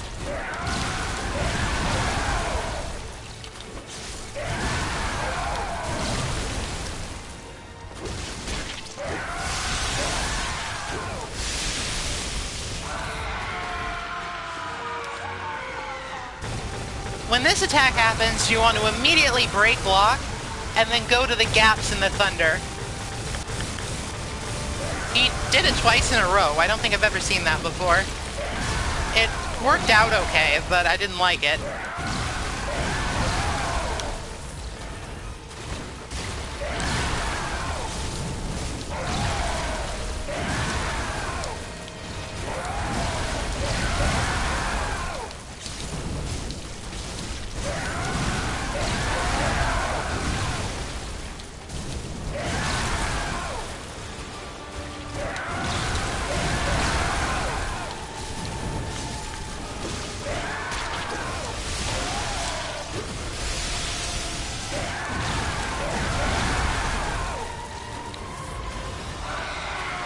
Alright, he is using that attack a lot this time, but that's actually fine.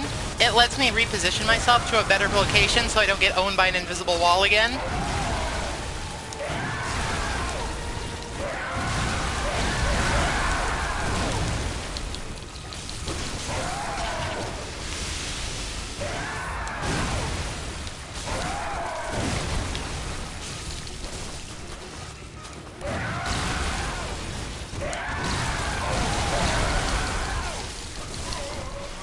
Got him. Phew.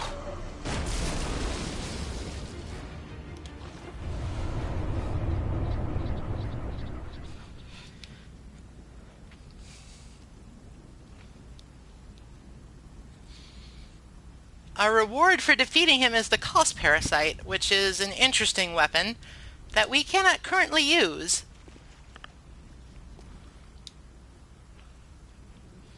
However,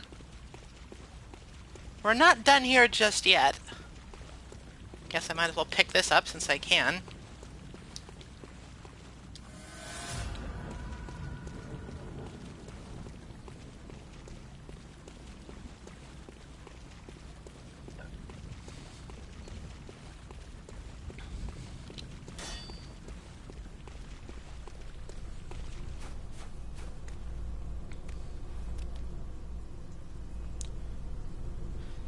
It seems the shade of the orphan still lingers.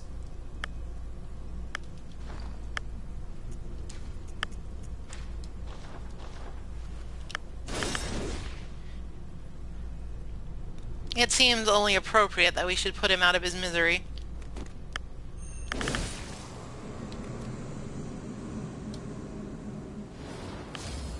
It's only once we do that we get the Nightmare Slain message.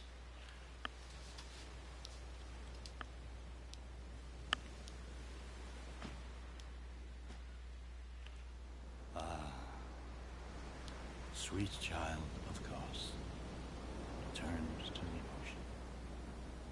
A bottomless curse, a bottomless sea, accepting of all that there is and can be.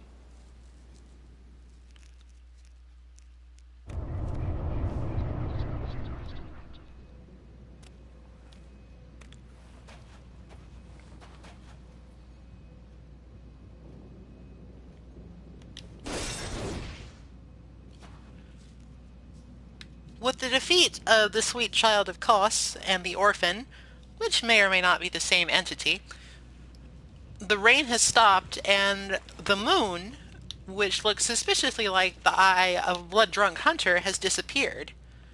The curse has been lifted, more or less. It might take some time for everything to sort of revert, but for now, we ourselves don't have to worry about going here once we're done with all this hunting business.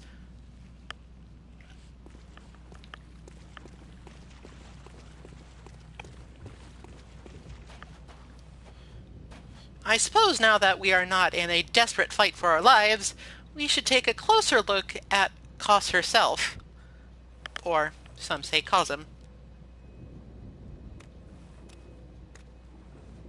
She seems a bit smaller than a lot of other great ones that we've come across.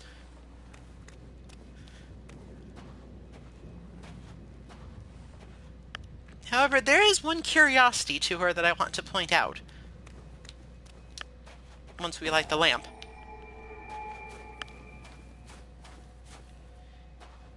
If you look carefully, you can see that in her head area, she actually has a human face.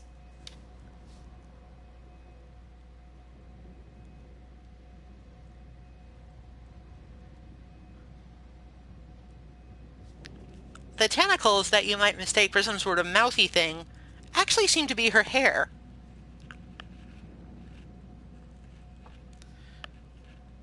But that's neither here nor there, because Kos is dead, and she will not be granting anyone any eyes anytime soon.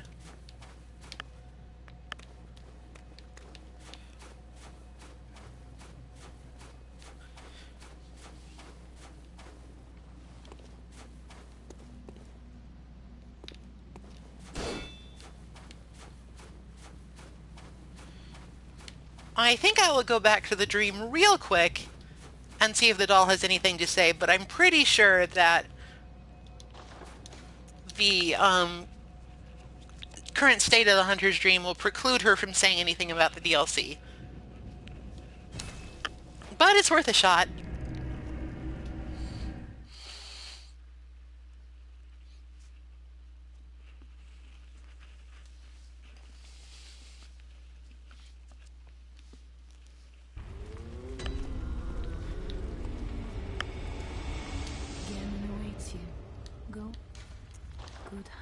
Okay, yeah, she doesn't have anything to say because everything's on fire.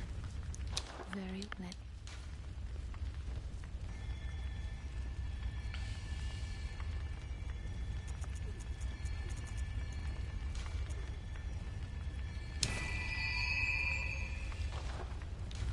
Farewell, good hunt, maid.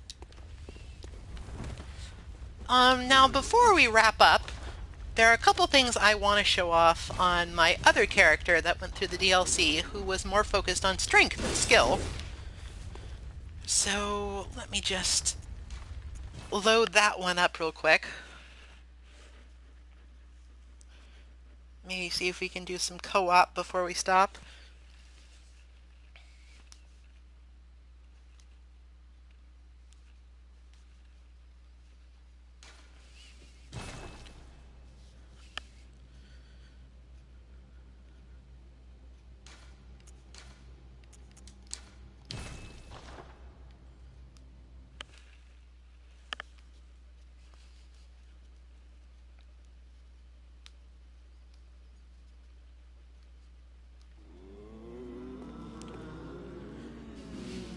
Alright, so on this character, everything is not yet on fire because I more or less rushed the DLC. The weapon that I'm currently wielding is the Whirligig Saw.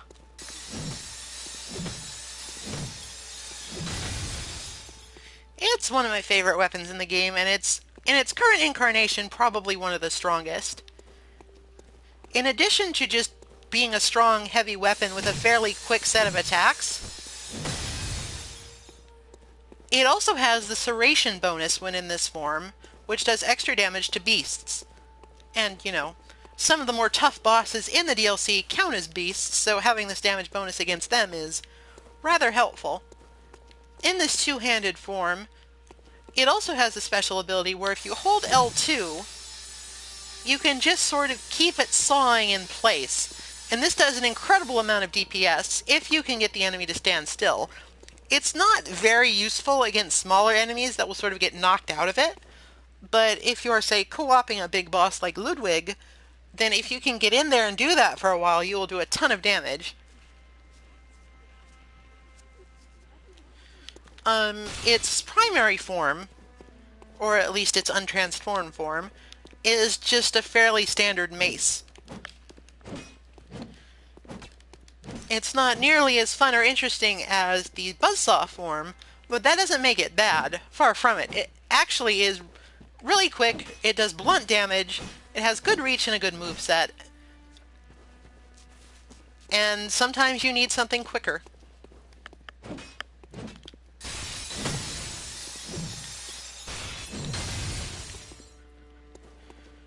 On my left arm, you might notice that I have a Gatling gun.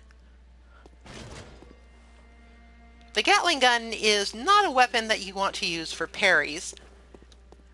As you might expect, a Gatling gun has a bit of a spin-up time.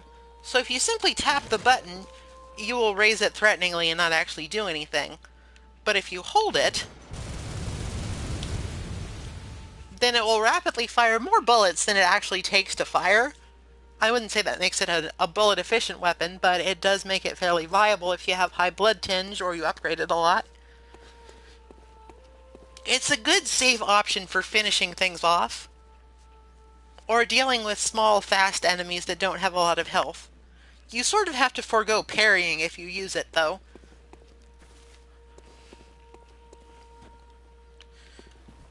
The other weapon that I used primarily on this character was Ludwig's Holy Moonlight Sword.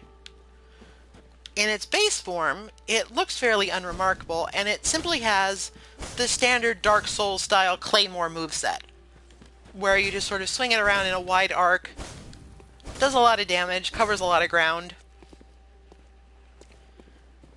The strong attack is a pretty darn useful stabbing attack, actually. It was very useful when I first defeated the Orphan of Kos.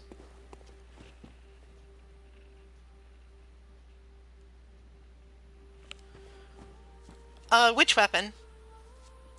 I actually know the locations of all of them now.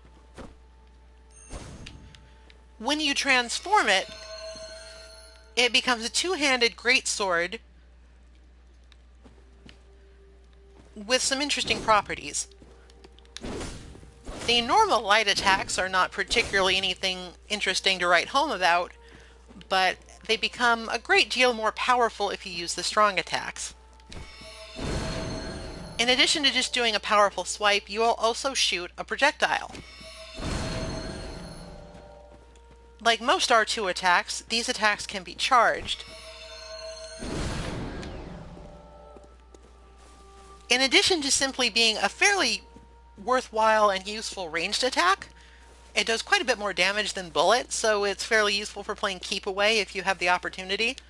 If you do it up close, there's a good chance that both the slash and the projectile will hit at once. If that happens, then you will do a lot of damage in one attack. Now, each projectile that you shoot does require a Quicksilver bullet, but it's only one, so it's not exactly a terrible burden to bear.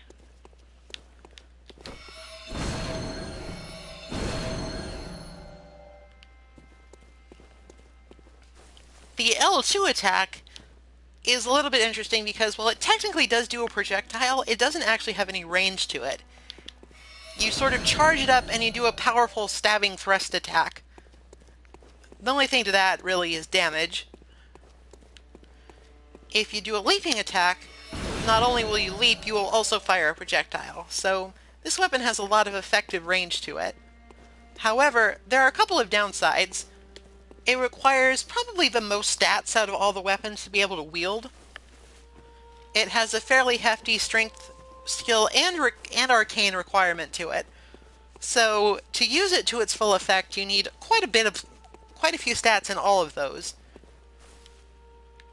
Less so arcane, I think. It's sort of like a quality weapon, like Ludwig's Holy Blade. I think it benefits the most if you have both a lot of strength and a lot of skill, but I'm not... Don't quote me on that. The scaling on the DLC weapons is not my specialty as of this moment. One more thing to note about the Holy Blade, the Moonlight Blade, I'm sorry, is that its transformation attack, in its transformed form, is actually really strong. You end the combo with a powerful downward swing that creates an arcane explosion. And the thing about the arcane explosion is that it doesn't actually take a bullet, and it does a lot of damage. So using that attack a lot can really rack up your damage on this thing.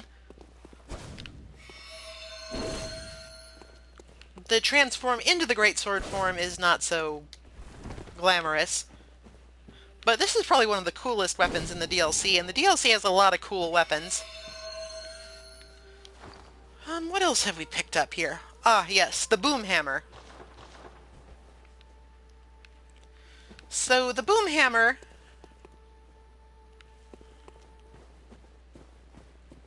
this gate? It's closed for the time being, but it will open eventually.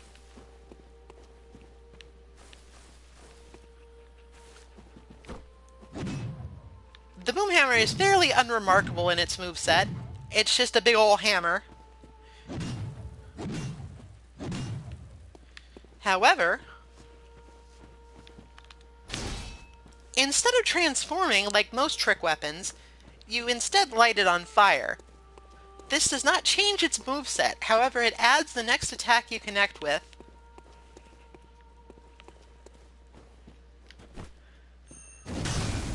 Fire damage. So a strength arcane character will actually get quite a bit of mileage out of this, but I found ultimately that it's sort of a hard weapon to use effectively, and I don't really understand the way the damage scaling works.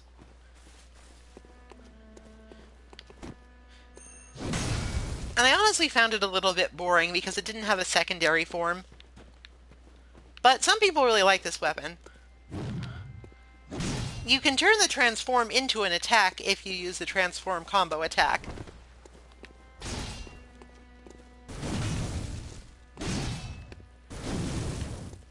So you can actually keep a chain of fire-imbued attacks going for quite a while, but it's definitely something you need to be cognizant of, because if you just use it in its base form,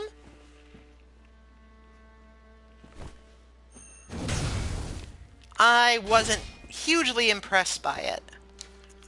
What else is there? Alright, the Amygdalin arm. This weapon is a little bit weird. In its base form, it's basically just a big bone club.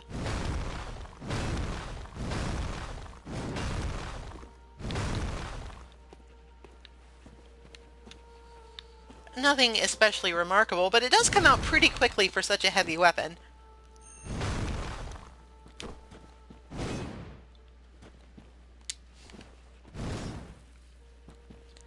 However, things get a little weird when you transform it. Instead of a pure bludgeoning weapon, it becomes a sort of long-range scythe.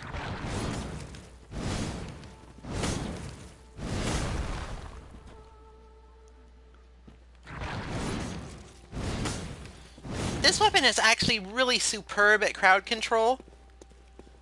It covers an incredible amount of distance and area with its tentacle swings. Not only that, it can still be wielded one-handed even when transformed, so you still have access to firearms.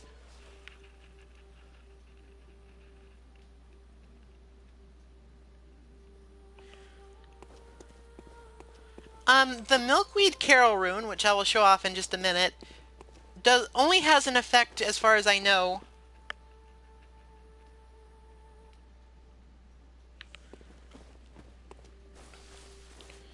on the Cost Parasite, which sadly neither of my characters can actually use because I didn't invest in Arcane at all. At any rate, the strong attack for the Transform Amygdalin arm is pretty interesting.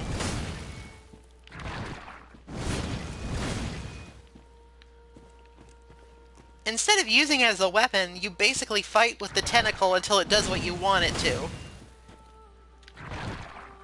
If you charge it up, it does even more flailing around.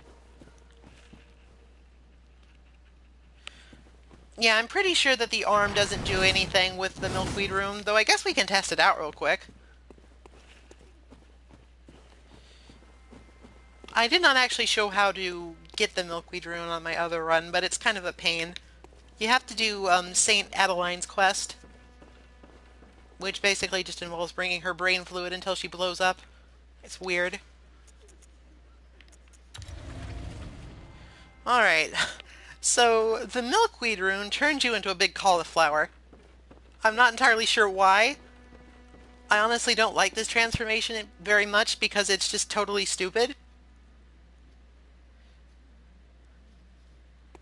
I would have much preferred a head like a celestial emissary or something. That, you know, was a head at all instead of just a piece of vegetable.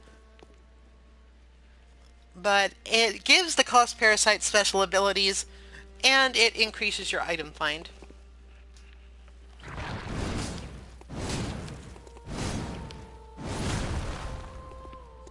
As far as I can tell, there is no difference when using it with the Amygdallan arm.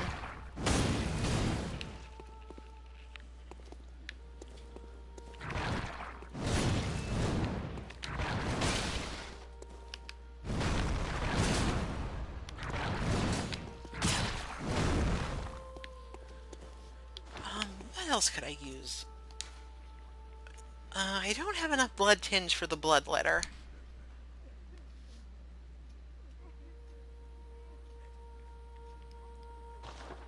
Which is a shame because it's a cool looking weapon, but I can't seem to use it. I don't have enough on me for 5 levels, so I can't show it off that way. What else is there? Oh, I guess I could show off the church pick real quick.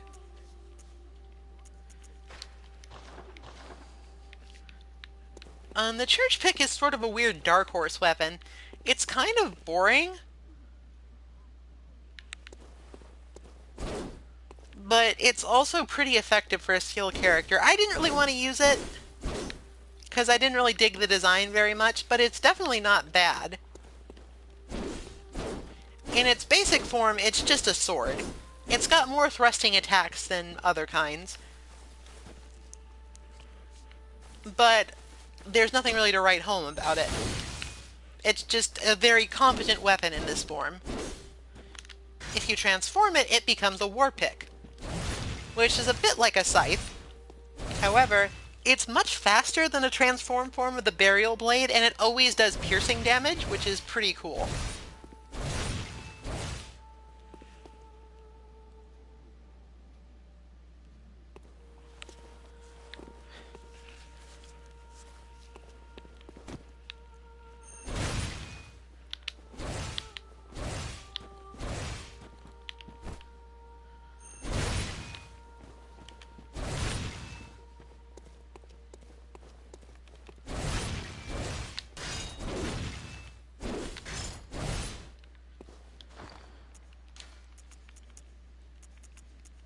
Alright, so, for the question in the chat, there are 2 transformation runes in the DLC. The first one is the Beast's Embrace rune, which you get for killing Lawrence, the first Vicar, who is the optional boss of the DLC. It's a good deal harder to get than the Milkweed rune, but it is also much more straightforward. To get the Milkweed rune, you have to, do some weird stuff with an NPC in the research hall named Saint Adeline. She hangs out tied to a chair near the elevator, and if you bring her enough brain fluid over time, she will eventually give you this rune. However, the triggers and flags for that quest are kind of a pain. You need to reload and go back to the area a lot, and you need to have defeated the Living Failures boss fight, I think. So it's an interesting rune, I'll grant you that, but it's really only useful for arcane characters that actually really want to use the Coast Parasite.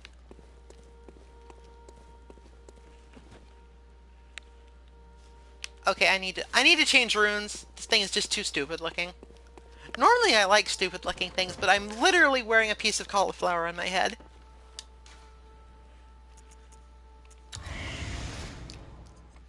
The Beast's Embrace rune is much better looking, though still a little weird. The texture on the face is kind of murky. And it's sort of weird that it only goes down to neck.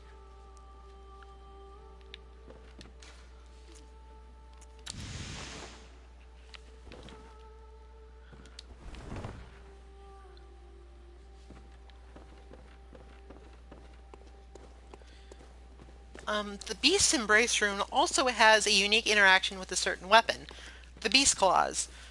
Unfortunately, I don't have those on this character or the other character because they're hidden away in the Ailing Loren Chalice dungeon for some ungodly reason. They had every opportunity to put like another pair in the base game with the DLC, but they decided no. Not gonna happen. Fuck you.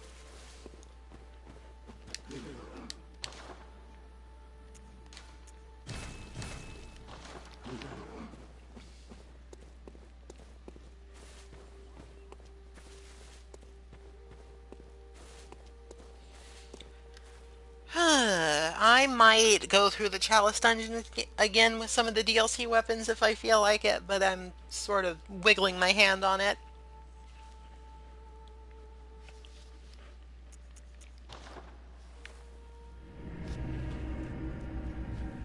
Yeah, it was a bad decision to put that weapon there, and it's an even worse decision not to fix it with the DLC, but Bloodborne is just full of those little weird things that sort of hold it back.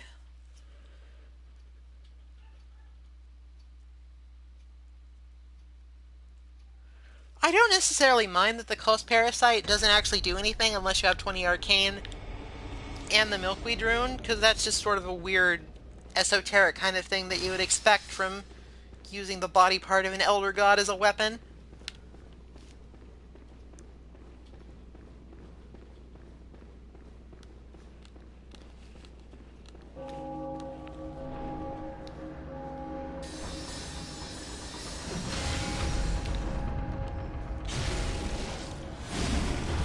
Now you will notice, because this is a strength character, my visceral attacks actually do a whole lot less damage. Which is sort of annoying.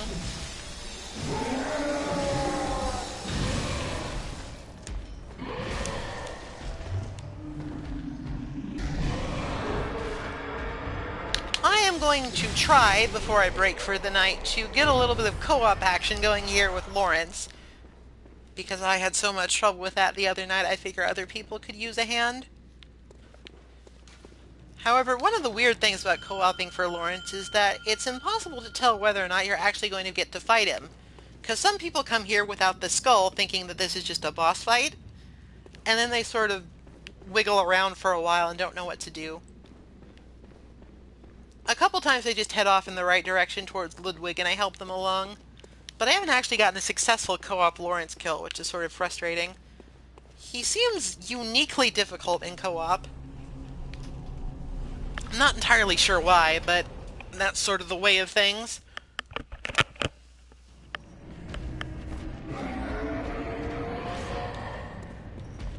Oh gosh.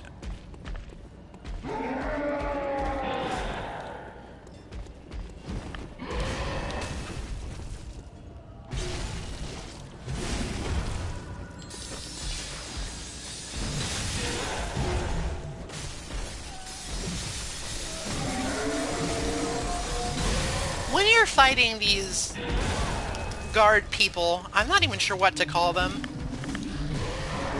It's important, if you can, to interrupt their power-up move. And to dodge their grab attack, of course, because grab attacks are always bad.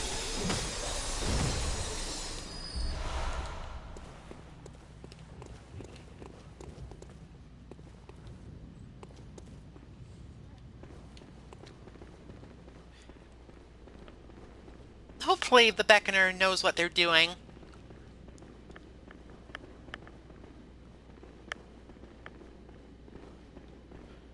Lawrence hasn't been triggered yet, which is always kind of a bad sign. As far as I'm aware, the Game of the Year edition should have the DLC.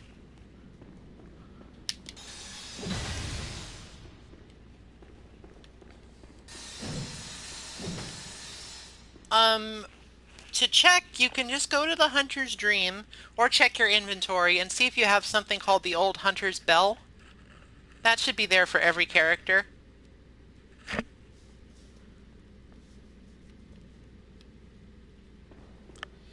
Alright, yeah, this guy hasn't actually gotten the necessary item to fight Lawrence yet, so either we're on our way in a different direction or I'm just gonna leave. I don't mind helping out, but if they just stand here forever, I'm probably gonna lead the way.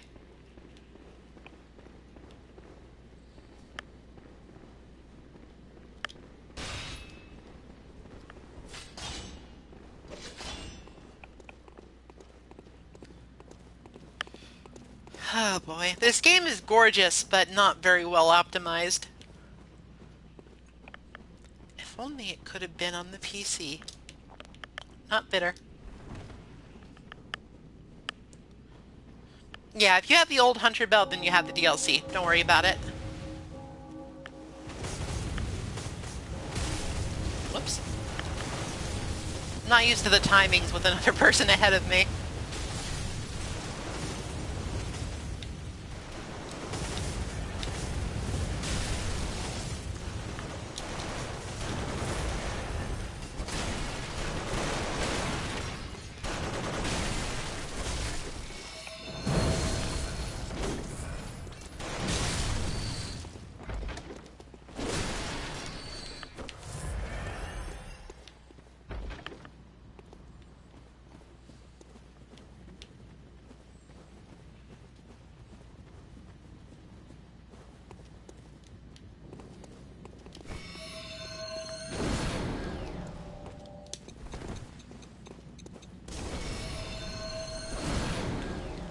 Now, one of the really annoying things about projectiles in Bloodborne is that they have almost universally short range.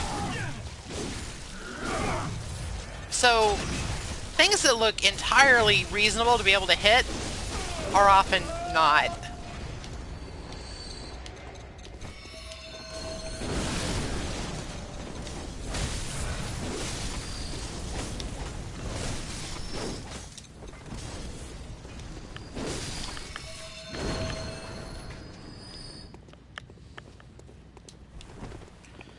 Also, I gotta say, some of the frame rate slowdown here with two people is really unfortunate. Maybe it's because I'm also streaming. That might make things even more difficult, but I don't know. It's not like I can get a better video card for my PS4.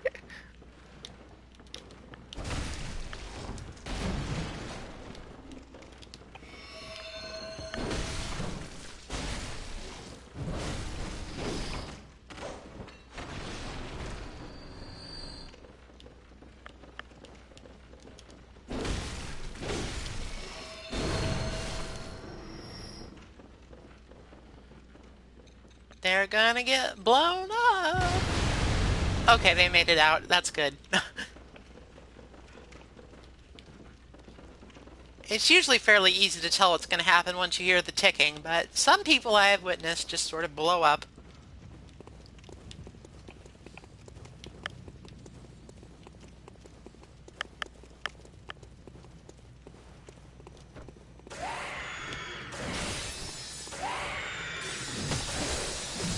I can't say I really understand why that guy was just sort of doing his battle pose over and over again.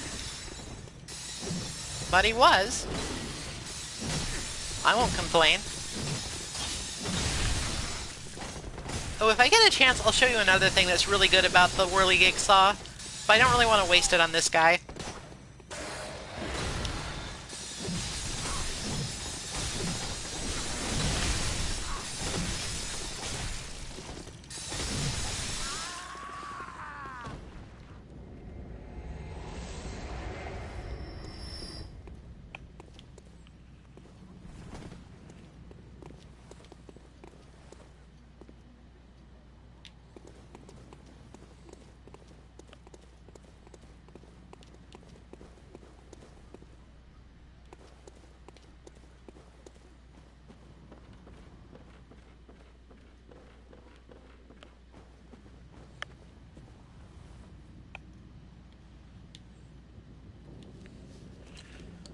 I am a little bit wary of just going out in the open by myself since I have greatly reduced health. But I suppose with some backup it will do okay.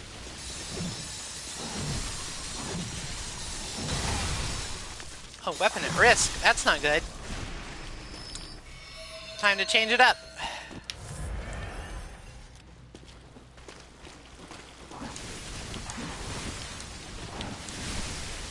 Oh, we delayed. What a dick.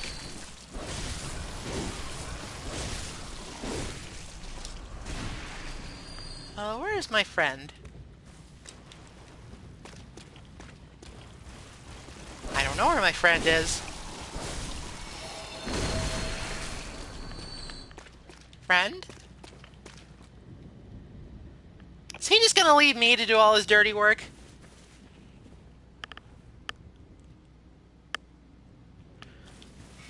So the multiplayer, the co-op is a little weird.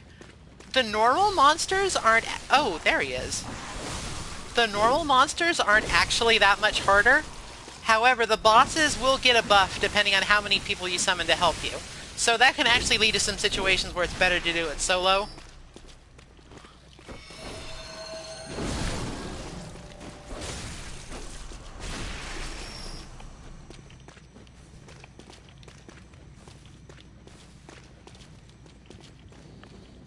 It's usually not a problem, but it can be. Especially if they, like, die in the first attack, then you're just stuck with a boss that's buffed with no help.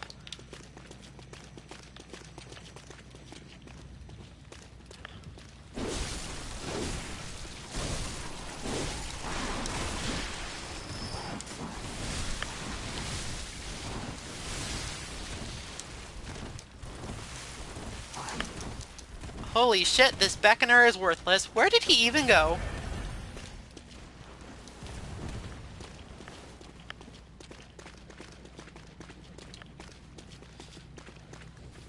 Oh, he wants to go in here. Okay. Why didn't he just do that in the first place?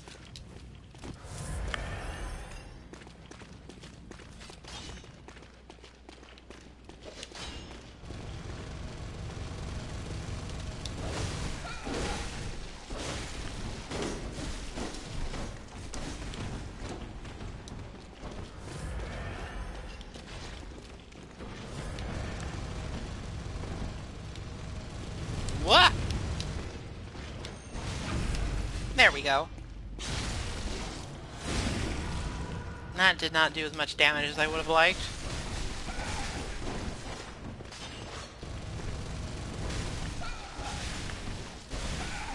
Still, hunter-type enemies are a lot easier with two people. Even so, he almost died. Come on, Seizure Man. Whoa. You okay there, bud?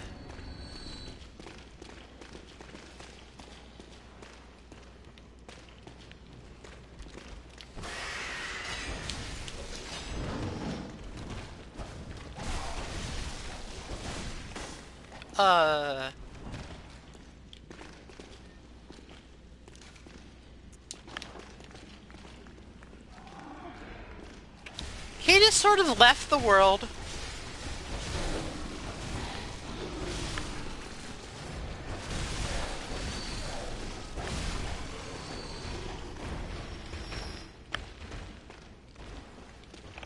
I mean, I don't blame him. The Hunter's Nightmare is kind of gnarly. Alright, hopefully we can defeat this blood-starved beast without too much trouble. There's two of us and one of him.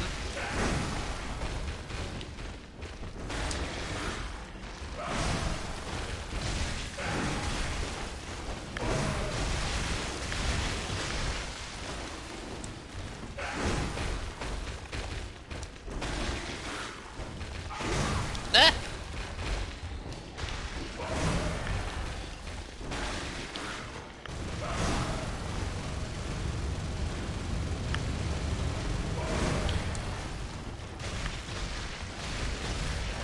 The Gatling gun is not a very viable primary weapon.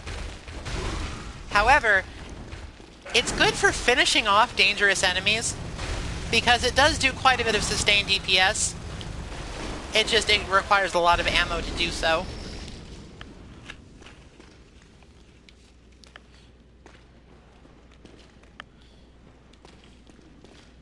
It's a costly weapon, to be sure.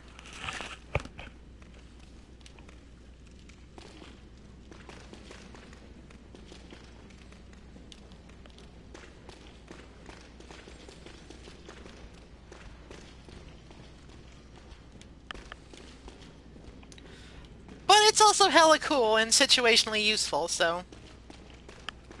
It's probably one of the better firearms for a strength build if you don't want to use the cannon. Though, if you have the strength to use a cannon, you should probably use a cannon. I'm not using a cannon, and it is foolish.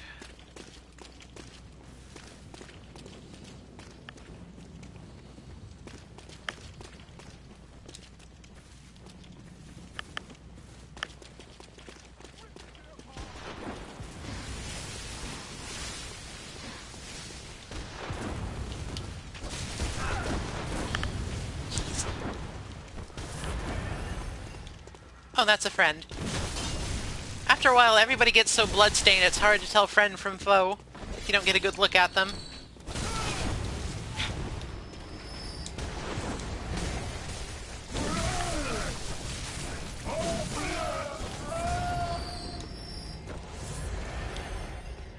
Some of the lag in this section is also making enemies difficult when they don't necessarily have to be. I'm gonna try and shepherd him over to the shortcut.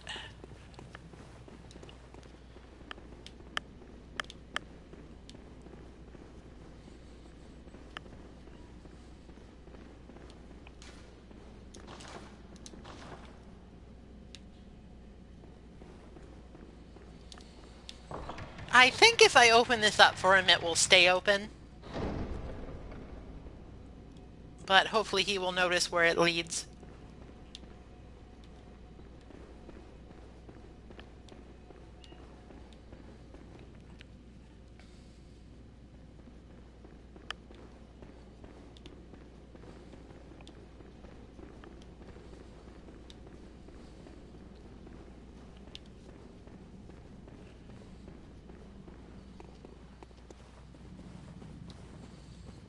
Sort of dubious about our chances on the boss, but if I've helped them get this far, it's been worth it.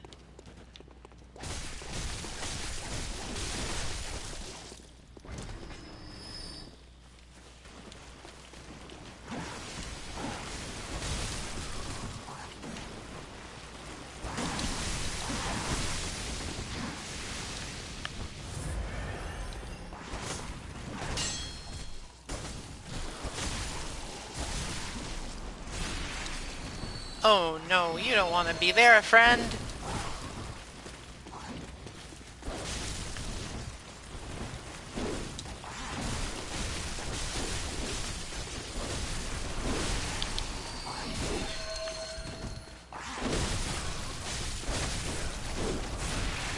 I don't really want to be here either, because I can barely tell what's going on.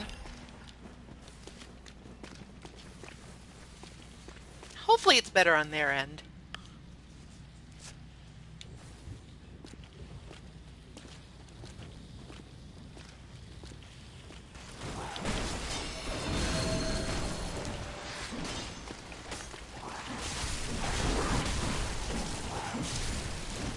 Oh, don't fly too close to the sun, Seizure Man!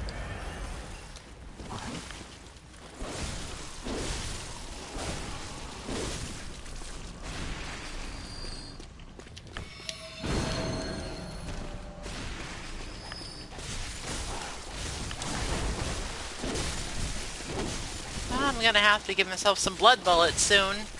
But then again, it's not like I'm exactly crawling with vials either. This has proven to be a lengthier session than expected.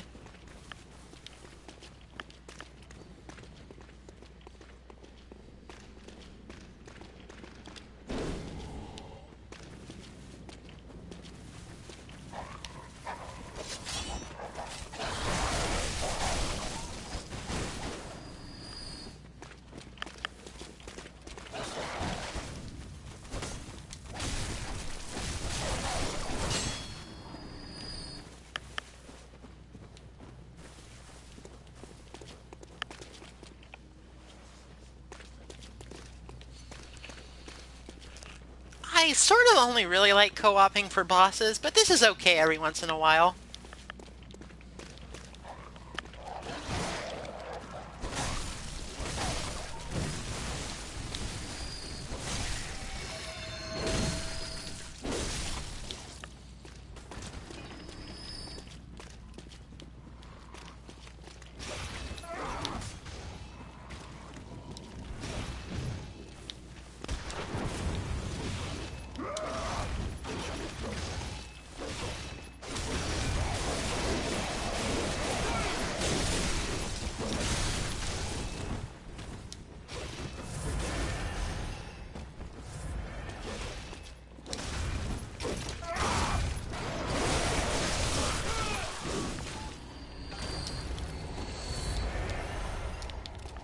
Well, at least the hunter dropped some blood vials.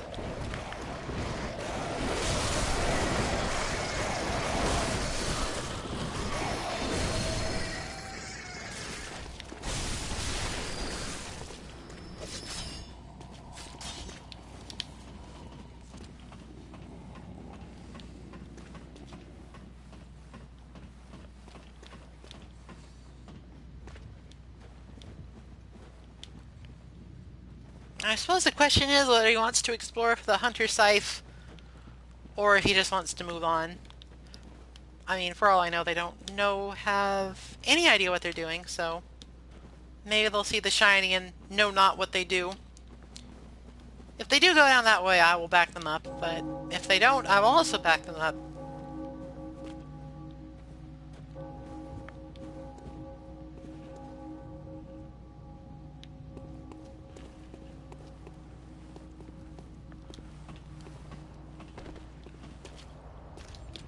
Oh, another friend.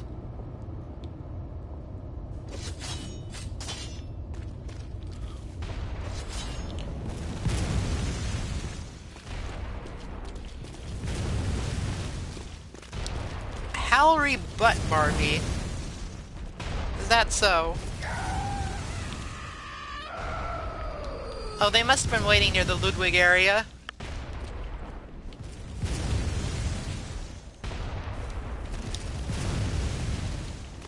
Come on, get out here so I can fight you, please.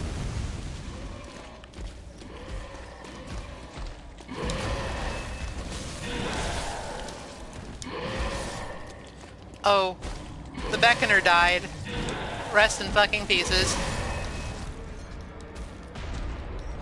Technically, I died too, but it didn't count because the Beckoner died and it took away my ability to do anything.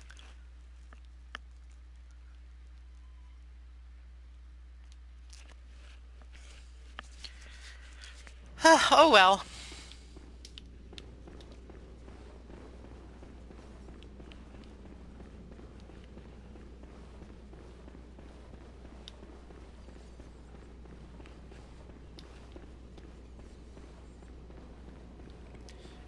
They got most of the stuff and I know where to go now, so it wasn't a total waste.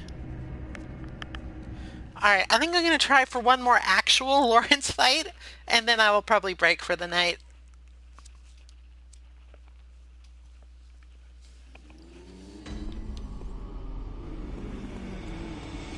Not before I repair my weapons, though.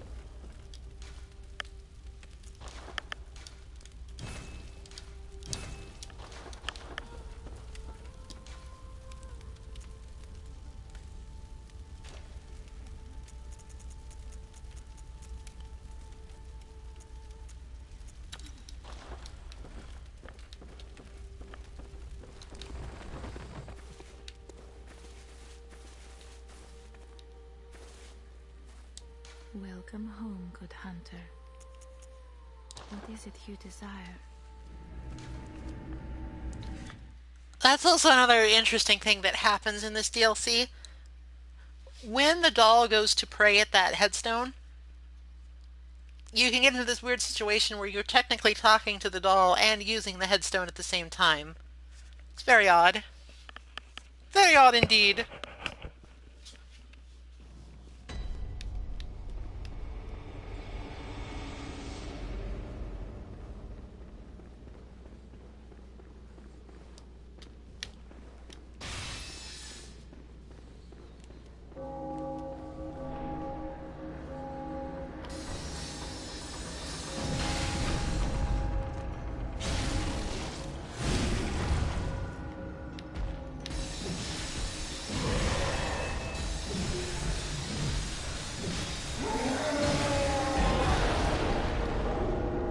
really thought that would have stunned him out of it.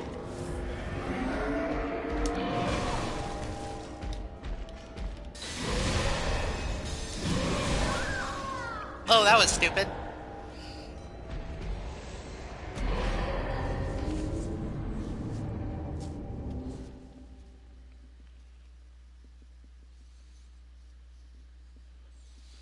That was probably my fault somehow, but I don't feel like expending the mental energy to find out how. So I'm just gonna say whatever and move on.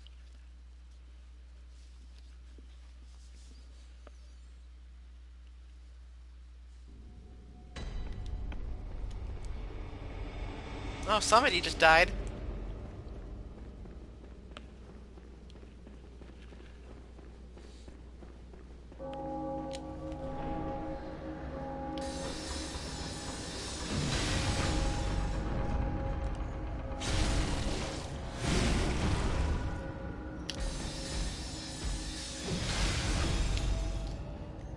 I suppose that works.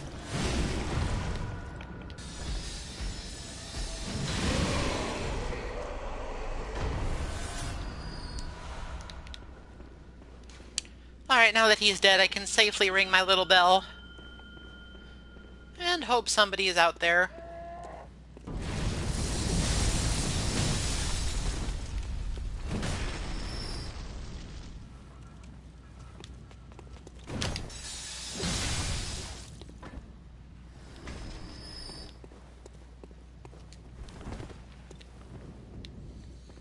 I've had reasonable luck getting... Oh, here we are. I've had reasonable luck getting summoned in this area, though actually beating the boss is... sometimes not what happens, shall we say.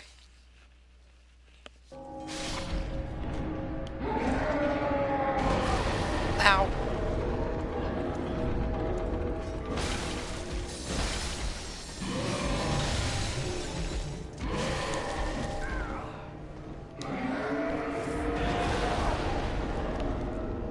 Well, this is going swimmingly.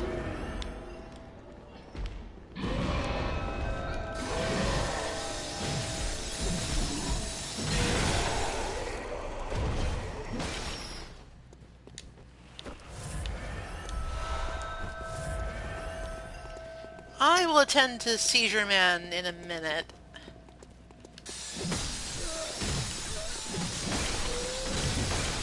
I usually don't accept friend requests from randos.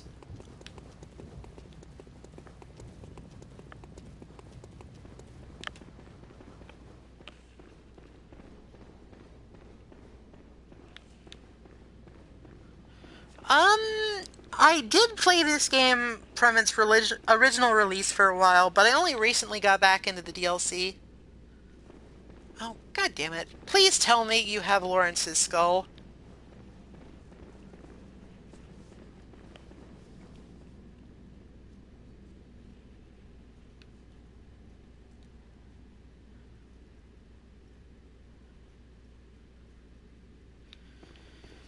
Oh, boy. Okay.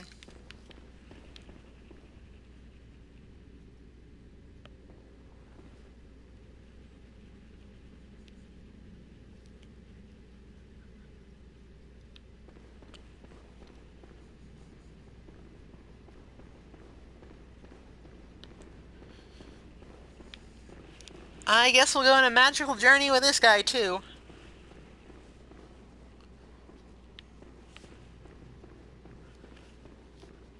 Man, I just want to help people out with a difficult boss. I don't know why everybody here has to be just getting the eye pendant.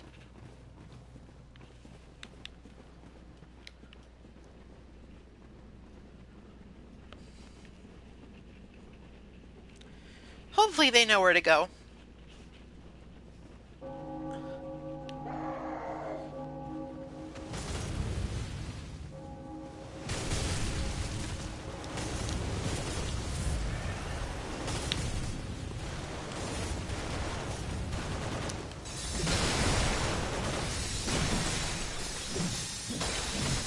MGS Caesar Man, I'm a little busy.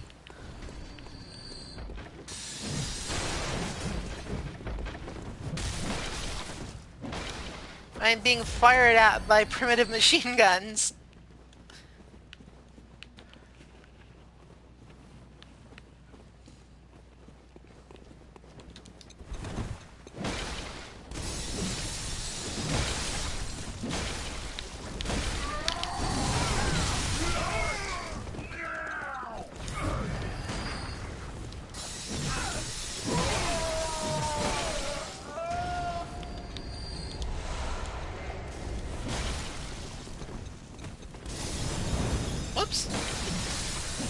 nice to see somebody using Logarius's wheel, though. That is not a weapon I see enough. I mean, it's not hugely good, but it's still really cool.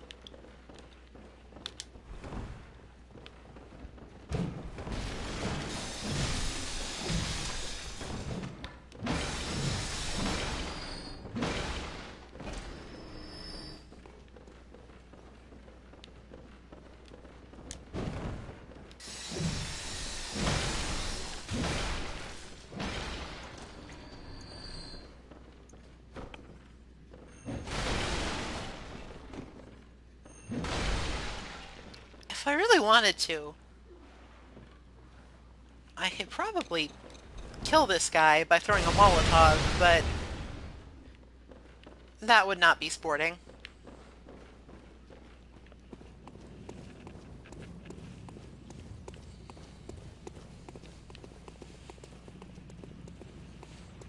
Generally speaking, I don't like to do the trolling in these games.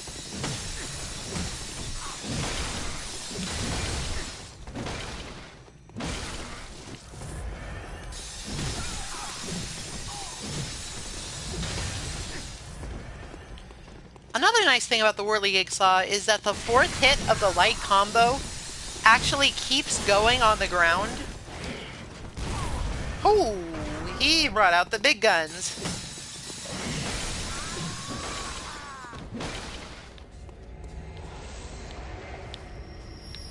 I'm glad that friendly fire splash damage is not a thing, or I probably would have died.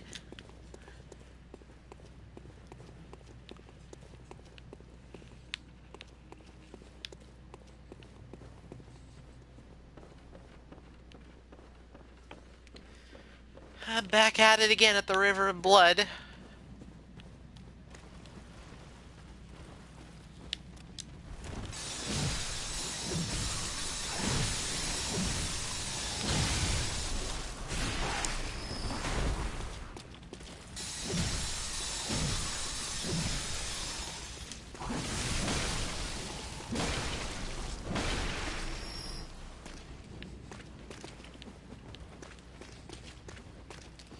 I guess I should be neighborly and show them where the secret area is.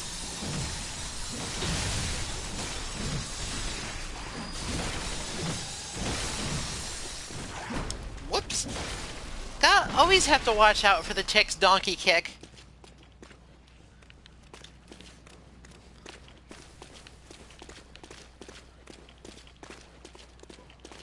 Come back here. If only I could get the bloodstone chunks too. Cry.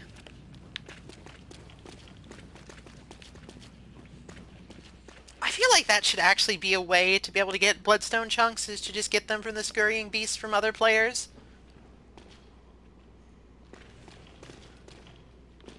You are very much welcome.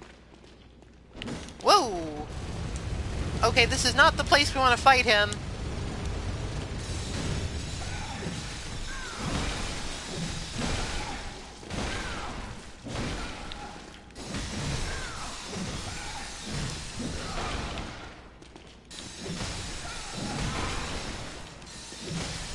Alright, we managed it okay, but that was a little scary because there's not a lot of cover in here for Gatling gun fire. And we are squishy and weak. He is strong against bullet.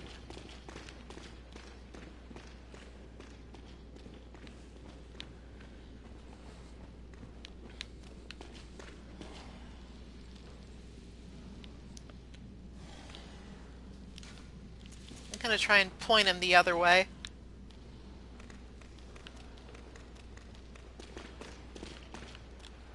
This is much safer.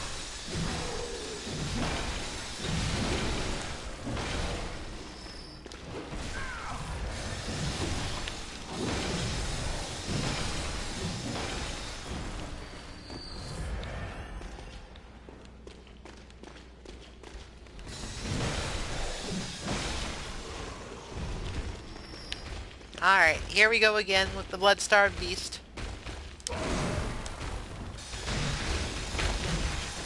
On my last stream, I said that this guy was fully functional, but that's actually sort of untrue. he does not actually have the poison aura that the one that is a boss does. So he is marginally less threatening. He still has a lot of health and erratic movement and all of that, but it's not so bad.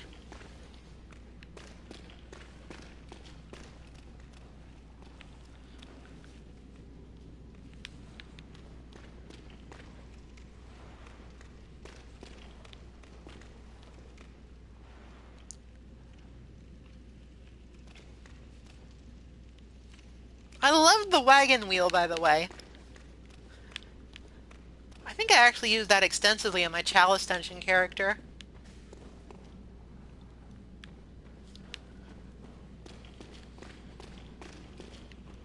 It's just so goofy. In a good way, not like cauliflower way.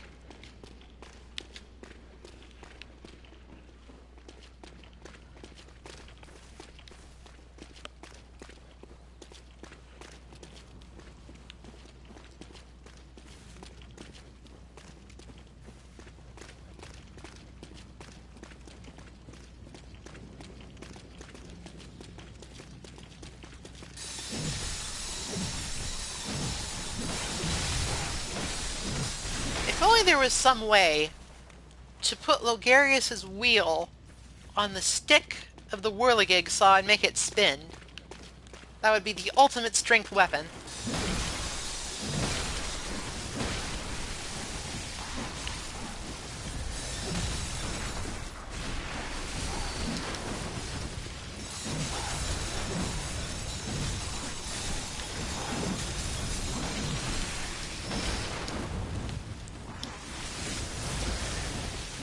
I almost got poisoned.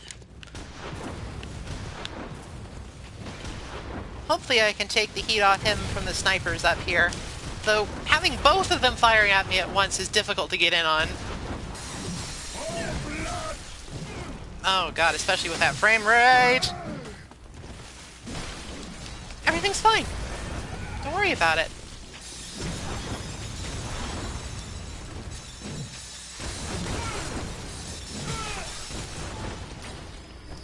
No problem whatsoever.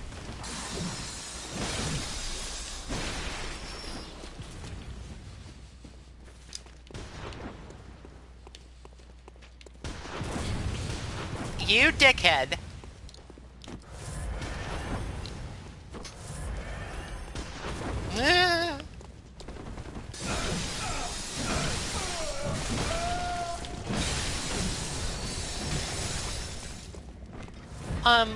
Another really good thing about the Whirligig Saw, of which there are many, is that it has extremely high rally potential, actually. Especially if you're like me and you have the Guidance Rune equipped. It's entirely possible when you're fighting enemies one-on-one to just sort of smash your way through without needing to heal, because you'll just rally it back. Though this is dangerous, especially since my HP bar is quite a bit lower in co-op.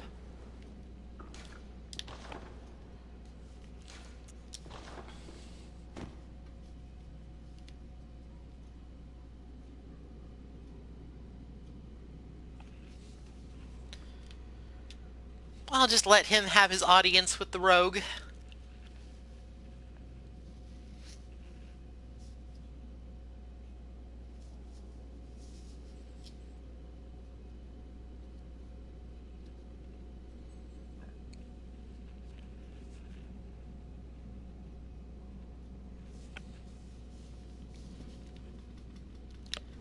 Alright, that's boring. I'm going to open the door for him.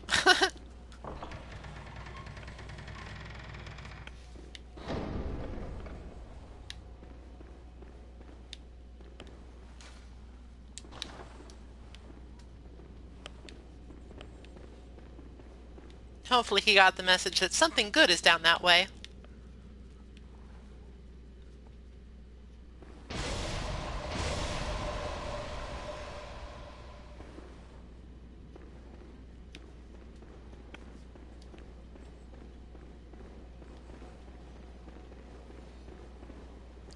Alright, let's see if we can make more progress than we did with Seizure Man, or whatever the hell his name was.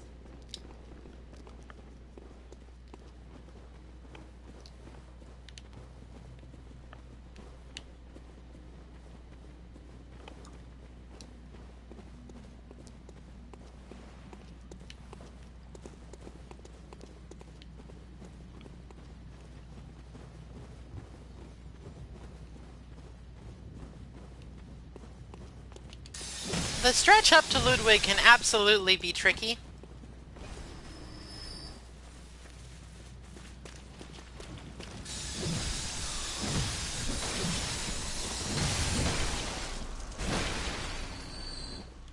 So hopefully I can help him along a bit.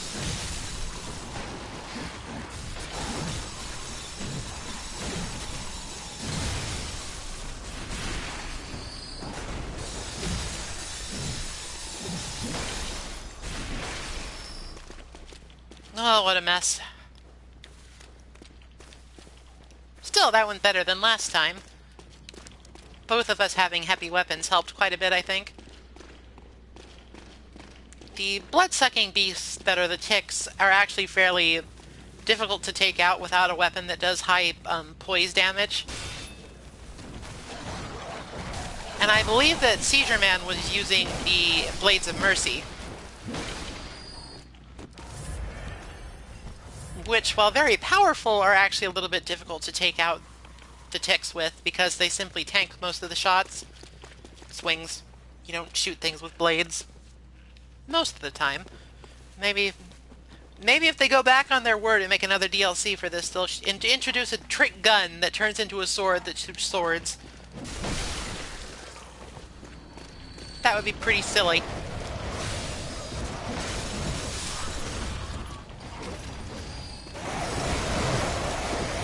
Save me from the bird!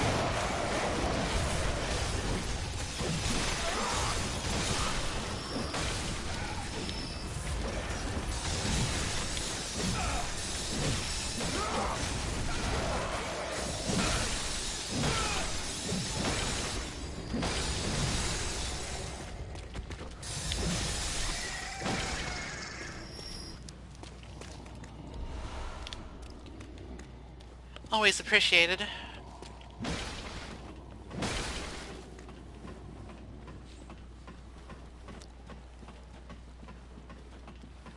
There are 3 of us on this ladder, except one of them is in another dimension. Let's see if he takes the bait for the Hunter Scythe.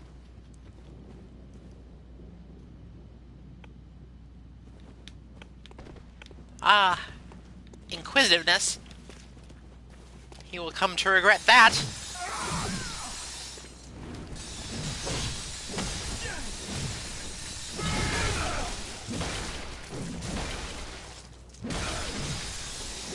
Or not. This guy is actually really manageable with 2 people. On his own, though, he is definitely a problem.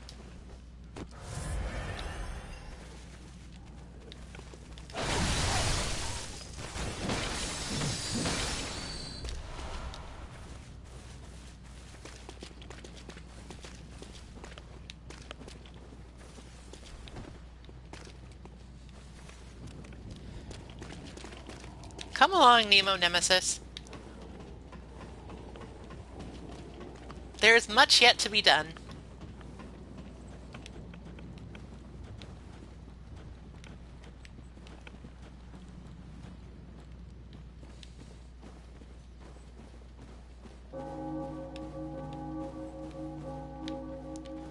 The church bell will always indicate the appearance of the large executioner-type enemies.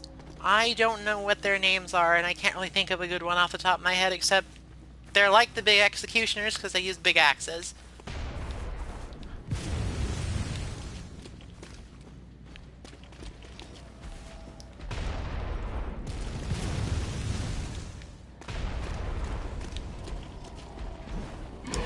Oh!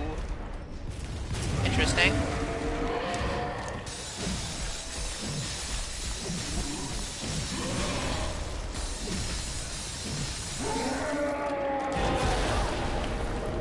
Bleh. Hopefully he's over there doing okay against the cannon guy.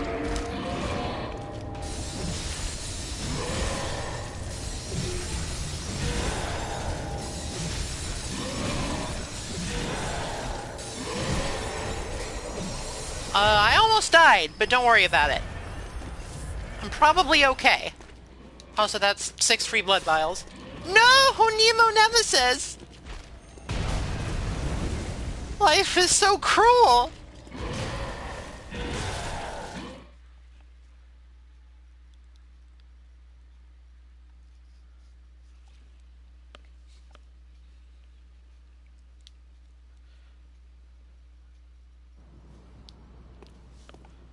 Okay.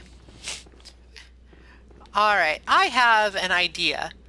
I am going to give up on my ambitions for the first Vicar Lawrence and move on over to Ludwig's area, because everybody can fight him regardless of whether or not they've been collecting strange skulls.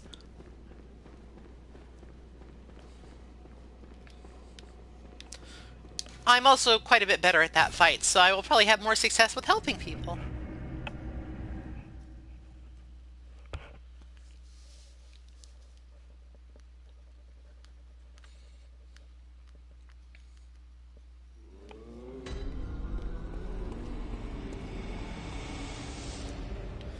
When I'm co-oping, most of the blood echoes that I get from these sessions usually go towards buying more blood vials, because blood vials are stupid and the game doesn't refill them after helping another person, so you actually have to expend resources to help another person,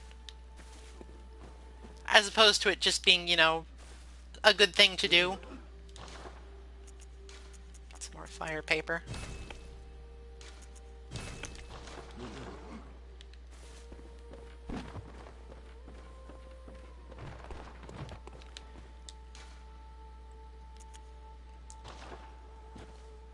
Yeah, it's super annoying. I don't like it a whole lot, to be honest.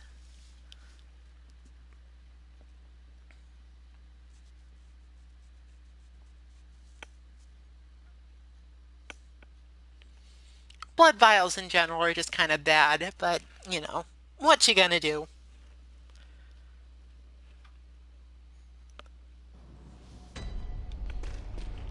Okay, back outside Ludwig's arena, or inside actually. I will start ringing my bell.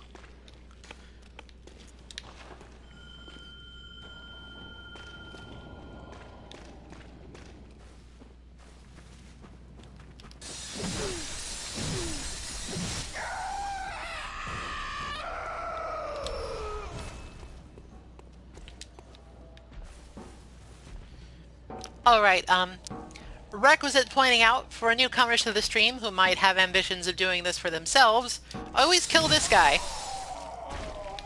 If you do, he will always drop 5 blood vials for you.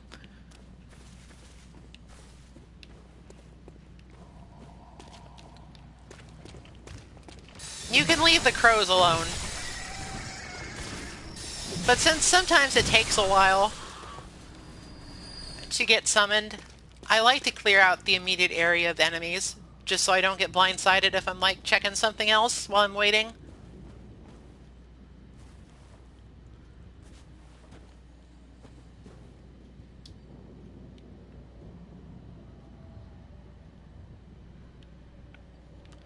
Now, the cannon giants do drop 10 quicksilver bullets apiece, but it's probably not worth it.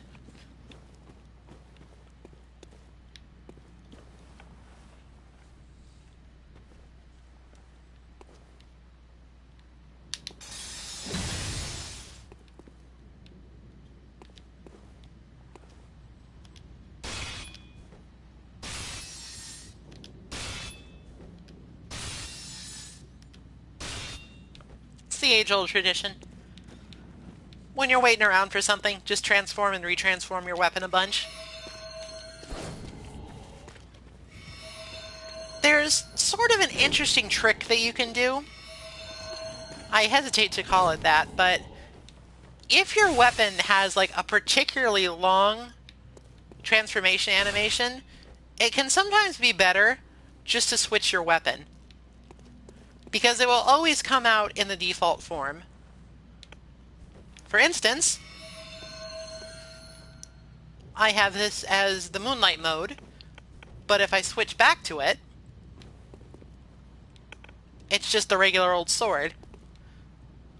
So if you're in the cumbersome two-handed mode, and you're trying to change back to something a little bit less clunky, then it can be better to go into the weapon change rather than the transform, because it has less animation lock on it, I believe.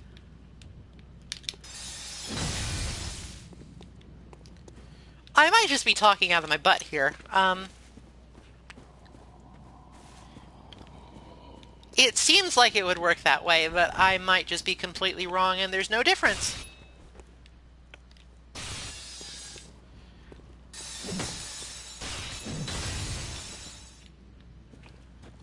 Also, it's a good idea to use transform attacks, at least more than I do. They tend to do more damage and have more multipliers on them, especially the saw weapons. For whatever reason, the transform attack on the saw spear and the saw cleaver are both really strong.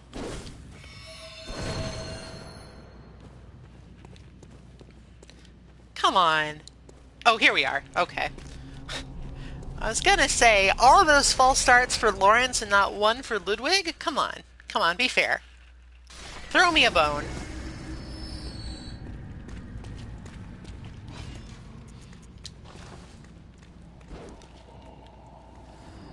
Oh, he's being nice. He waited to kill Bloodvial Man until both cooperators were here. That gets us all 5 blood vials.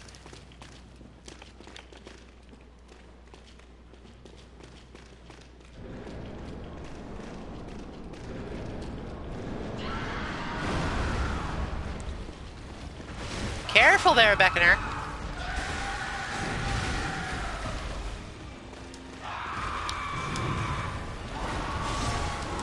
So, for the uninitiated, this is Ludwig.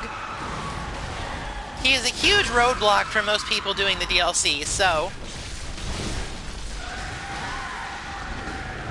there are usually quite a few people who need help around him.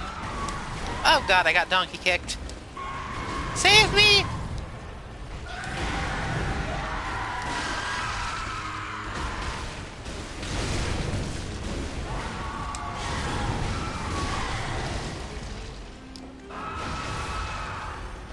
Never be behind his butt if you can help it.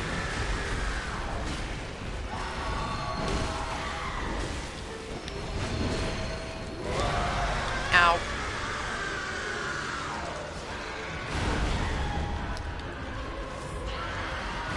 Okay, the Beckoner is still alive by a fraction of health. I think I'll switch to the Whirligig. It does more damage, and this is actually starting to look a little hairy.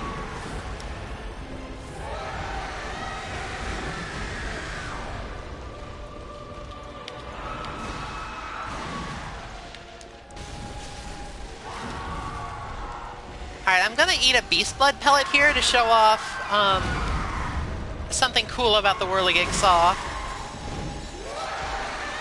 The standard R1 combo actually fills the Beasthood meter super duper fast. Of course, this is always a bit of a risk because you take more damage while going Beast.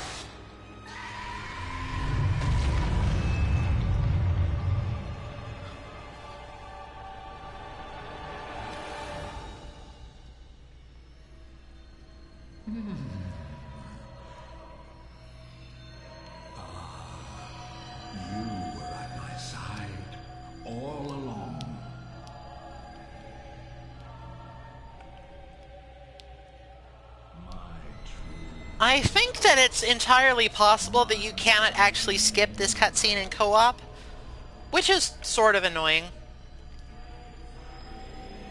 Oh well. It doesn't take that much.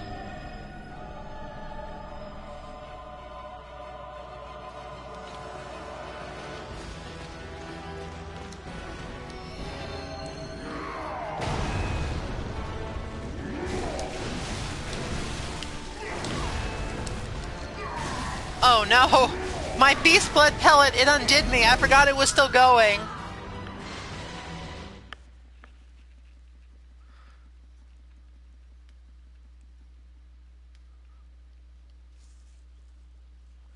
Well, good luck. I'm just not having much luck tonight at all. I probably shouldn't show off such a risky mechanic in such a demanding boss fight. Not with as little health as I have when cooperating, anyway.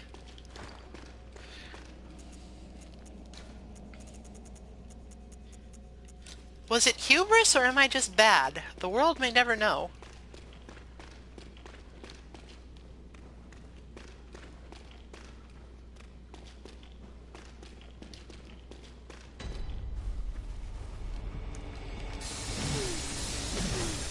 So yeah, in case anybody was wondering, you get the Holy Moonlight Blade from Ludwig once you beat him.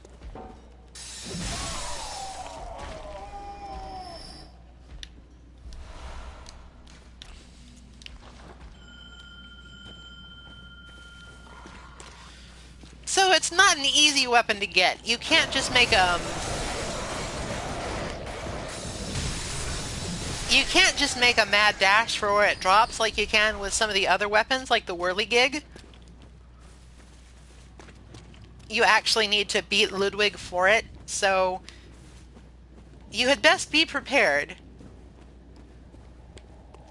Like, if you want to get a DLC weapon super early, it's completely feasible to just, like, plan out your route a little bit in advance if you know where they are and just make a mad dash for a weapon. And then just either die or Bold Hunter's Mark out.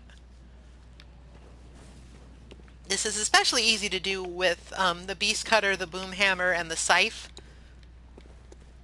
The Whirligig Saw is a little bit more complex, but it's still doable.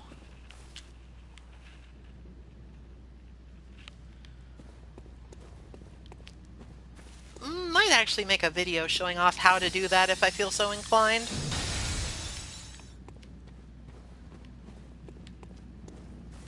Then again, there's probably 1,000 of those out there already, so maybe it would be a waste of time.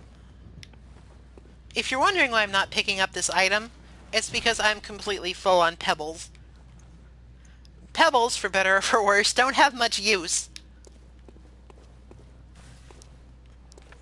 They're situationally helpful, especially for like pulling enemy aggro and stuff, but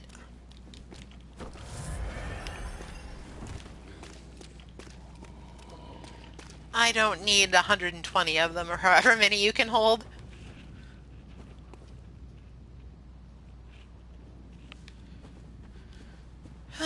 Oh, the minute I'm about to comment that it's taking a while, somebody rings.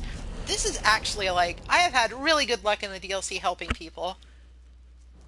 Back when the game first came out, it was borderline impossible to do co-op with people. It was also really hard to just do simple, like, invasions, too. The netcode was just really fucked up for some reason.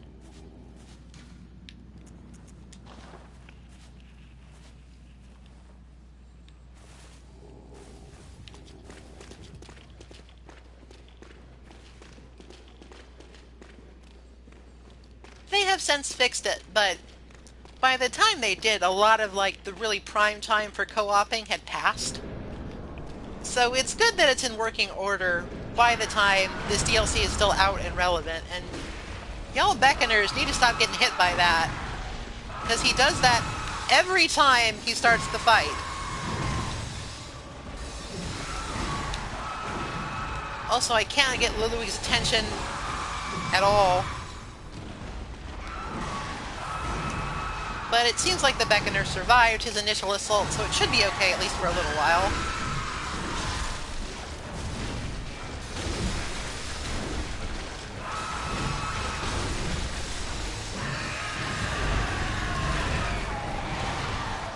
That wasn't good.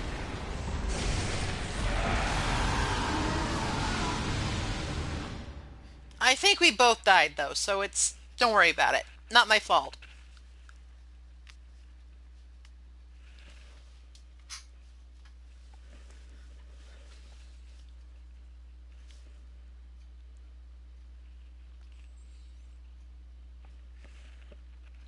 That stompy tantrum attack is absolutely why you do not attack Ludwig from the front unless you're like me and you just don't give a shit. You should probably give a shit.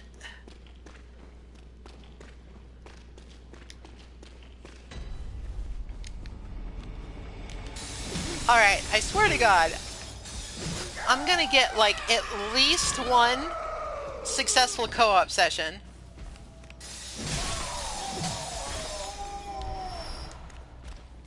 As as far as I'm aware, there is no item that actually just, like, makes you more enticing for enemies to attack, which is sort of a shame.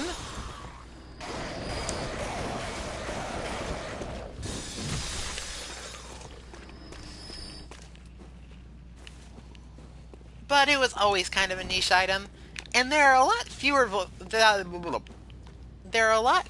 actually like viable tank builds in Bloodborne, simply with like the removal of great shields and stuff. So actually having an item that would always put aggro on you would be a risky proposition for co-op. Especially since they changed it so that you have much less health when you're doing it now. I don't believe that was true in Dark Souls, but maybe I'm actually just forgetting. The possibility exists. It's been a while since I've done any co-op in 2 or 1. I think they mostly just, like, buffed up the boss. But they do both here, so it's a little bit... might be a little excessive.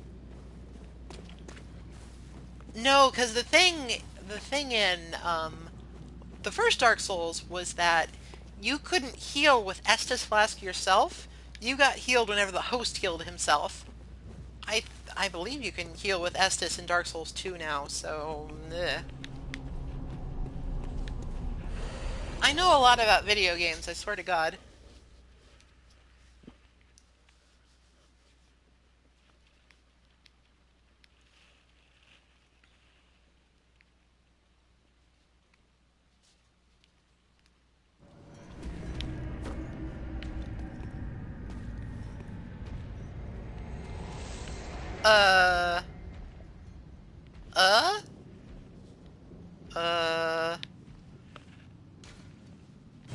Oh. Sometimes that happens.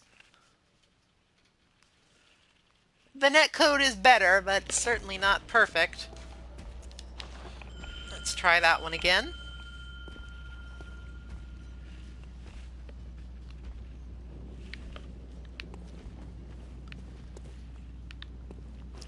Sometimes you'll go in on a session that like ends as soon as you pop in and it's sort of annoying. More humorous is when you pop in just as the Beckoner dies. They both have more or less the same effect, though the session lost one is a bit more alarming because you can't actually do anything. You just sort of pop in and then immediately pop out and the game sort of stalls up for a minute.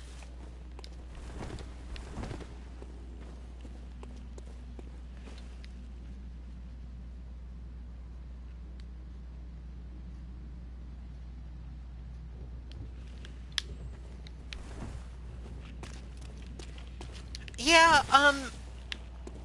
back after this game had been released for a while, I actually went pretty hard with PvP for a while because I thought it was pretty fun.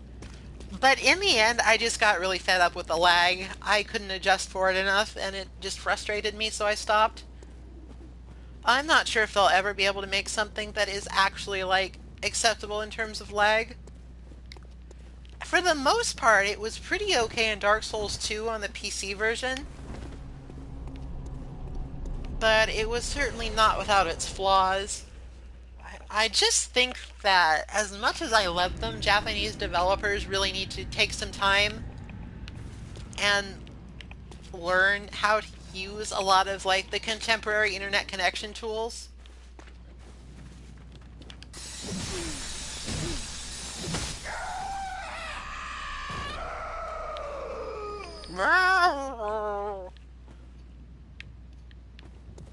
Where is my friend, I wonder?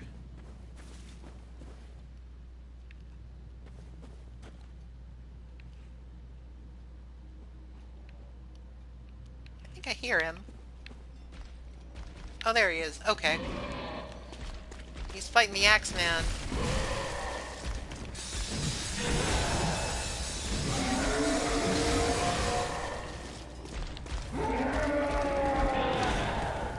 Well, if you refuse to turn around, I'm just gonna do that.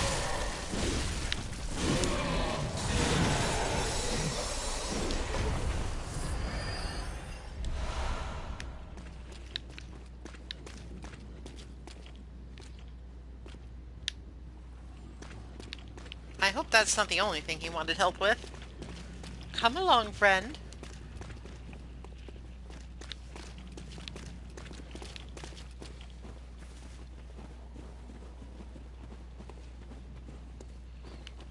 Because it's like, it should be evident at this point that I absolutely adore Souls games.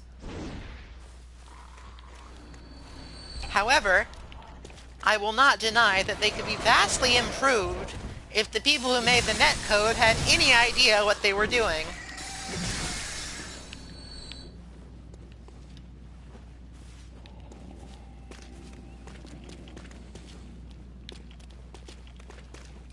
Because it's like the multiplayer systems in place in these games are very unique and very fun. It's just that there is a lot of the times a big barrier to that execution in the fact that none of these games have ever particularly done very well when you have connected to other players on the internet.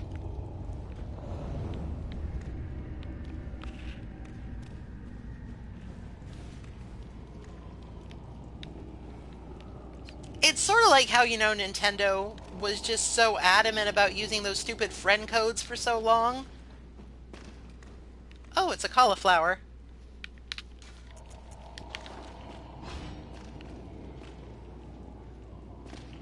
It was never nearly as bad in the Souls games because they absolutely accepted that they needed to use a style of player connection that actually worked in the 21st century.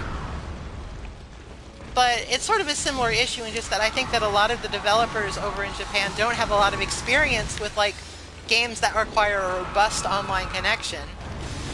Or if they do, a lot of them are mobile. Monav, no! Heal thyself, physician.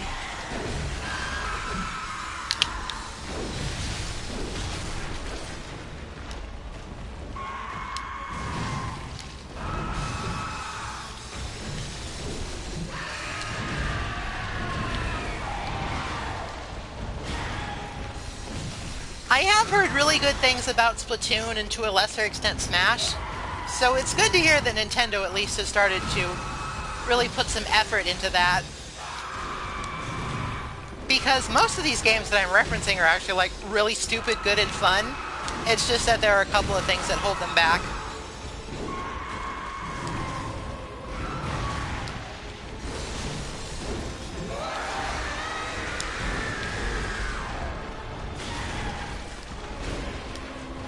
One of the things about co-op is that it can be difficult to get a handle on the boss's patterns when there are multiple people there wailing on him. Because a lot of the times he'll like turn around erratically when he wouldn't begin to do that in a single player game. And it can cause some interesting situations where you just sort of get killed because you weren't expecting him to behave the way he did.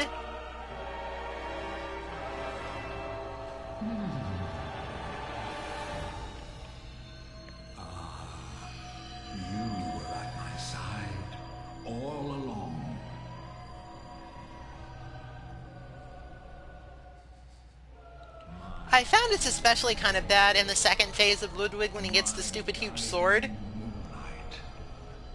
His tracking becomes a whole lot better just to begin with.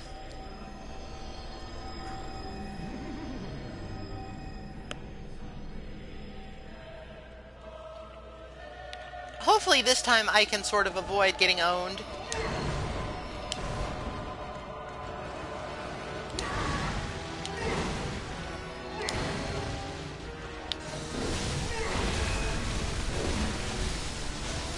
You might notice that I've engaged Buzzsaw mode, and that did a whole lot of damage for not a lot of stamina. Oh god, I hope they're okay. As a beast, Ludwig also takes a bit of extra damage from fire, so I think I will go ahead and put the fire paper on to expedite the process a little. Oh, he missed the visceral. That's an awkward position.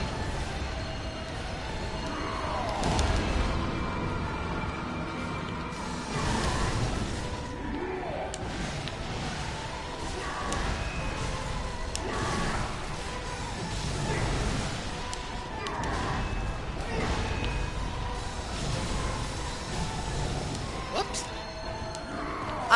really do not like fighting him up on the stairs. That's kind of where that's just he's ended up, so have to make the best of the situation. Alright. Somebody get the visceral. Alright. Praise the sun, boys!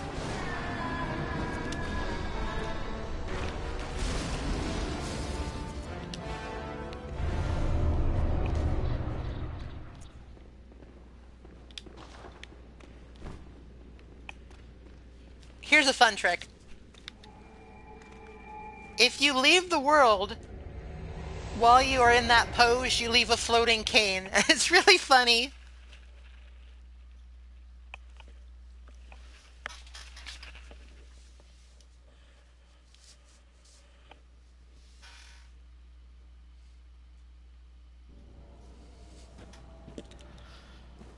Alright, I think that I will go for one more since that went pretty well, and I'm just sort of enjoying talking about random things that come up in the chat. But I really should break for like food at some point, so one or two more at most, I think. And don't worry if you just came in recently, I'm going to put all this up on my YouTube channel, which should be linked in my Twitch profile, but I'll go make sure that everything is working correctly in that sense.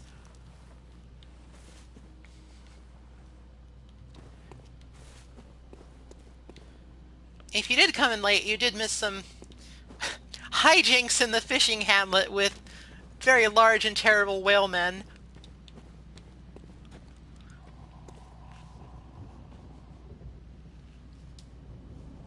Oh wow, that was real quick. Okay. I might actually use my Gatling gun in the next round here, depending on how it goes. I haven't used any Quicksilver bullets in a while. Oh dear. He's a fightin'. Oh, I think he's also in New Game Plus, which is a little difficult. Oh. Oh. I shed a single tear. Let's call that one a mulligan.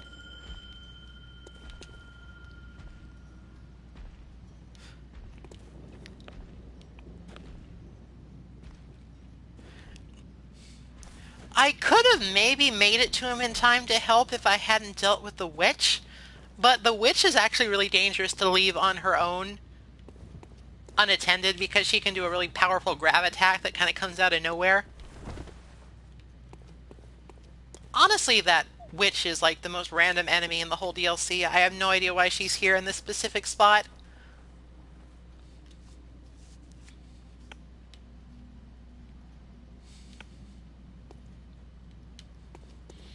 Almost every other placement I have a good explanation for in terms of just how the game world works, but I guess she just found her way in here and is hanging out, looking for more Pebble Eyes.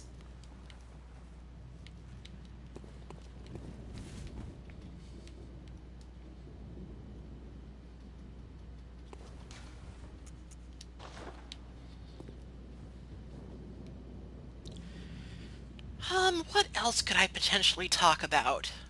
Oh, never mind. Not necessary.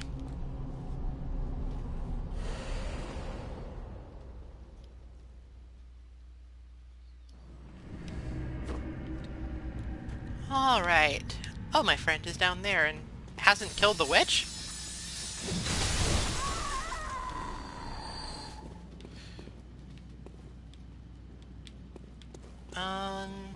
Oh, the red guy's still alive too. I'm gonna see if I can point him towards it.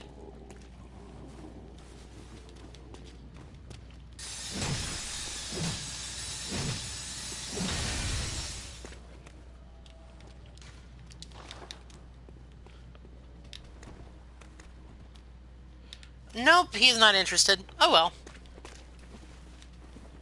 Or maybe he is?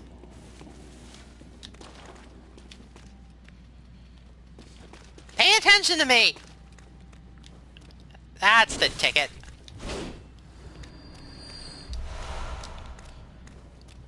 There we go. I taught him something new.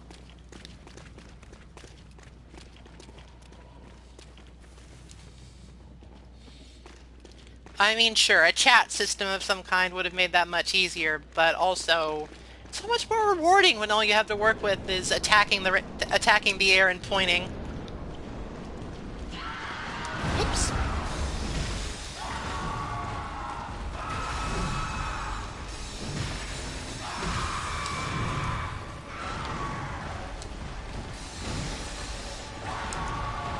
Here are a couple of interesting tidbits about the Ludwig fight while I'm fighting him.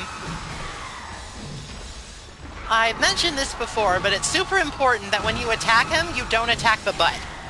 His donkey kick attack comes out really fast. And it does a lot of damage and knocks you down, so it can definitely fuck you up. It's much safer just to attack from the side.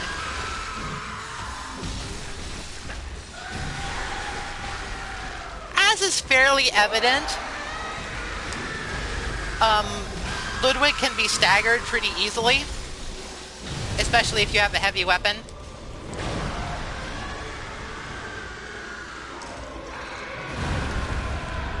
However, rarely, if you attack his heads directly, which is a super risky proposition, and if you do enough stagger damage, you can actually get him in a visceral window. It happens very rarely, and I haven't gotten to happen reliably in a long time, and I wish this guy would actually, like, attack the boss instead of just throwing shit at it, but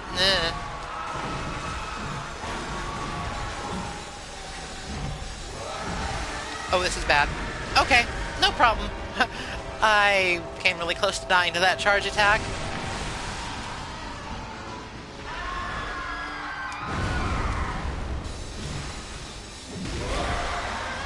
Oh, I actually canceled out of his annoying jump attack. That's pretty good. I enjoy that. Whoa! That was real weird.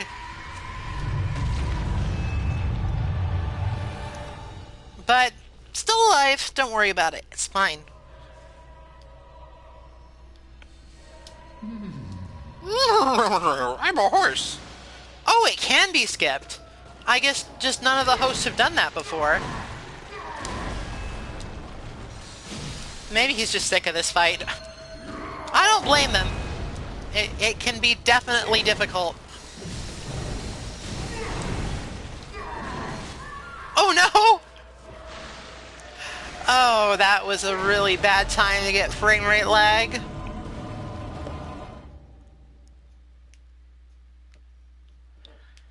Okay, I think that we will call it for the night at that, because actually I'm getting some pretty bad lag at the moment. I think it might be coming just from streaming and doing co-op, but that was a little equal parts embarrassing and equal parts frustrating that I died that way. But before I go, I think I will finish my thoughts about Ludwig. So a couple things about him. I mentioned the visceral attack window that's really hard to get in his first form. Oh right, the other thing. When he does his spit attack, it's actually a really good opportunity to hit him, but only if you are willing to take a bit of a risk. So depending on which spit attack he does, there's two varieties. If he does the one that sort of charges up off to the side and lasts longer, if you are quick and you dodge through that, then you can usually rally off the damage you take while you're hitting his right side, and that's a really good opportunity to get some hits in fairly safely. What are some other things? You never want to attack him from the front. I can't really emphasize that enough unless you are just feeling super brave, or you have a really quick weapon that you can cancel out of without too much trouble. He's weak-ish to fire and serration. I don't believe he's strong against anything, though a lot of enemies in From Software DLCs are just really resistant to magic damage, in this case arcane. So if you have an arcane weapon, hitting him might be difficult. Oh right, and the other thing. His jumping attack that's delayed a little bit, that is probably the attack that has killed me the most before I learned how to dodge it. if you come up against him and he does that jump attack with a wind-up where he stays on the ceiling for a while, all you need to do to dodge it is to start sprinting in a straight line somewhere. Doesn't matter where, as long as you're sprinting in a straightish line, not going too diagonal, you will dodge the attack. Rolling is a lot riskier, I have found, because getting the delayed timing on that can be pretty darn hard. And yes, I would absolutely agree. The bosses in this game, especially the DLC, are very, very impressive, precisely because of all of the moving parts. And, you know, it is annoying to play sometimes, especially when the camera starts freaking out, which is more than I would like. And I feel like the camera has actually been a bit of a regression from Dark Souls 2. But then again, the camera could fuck you over in that game too, so it's not like any of them are perfect. Think.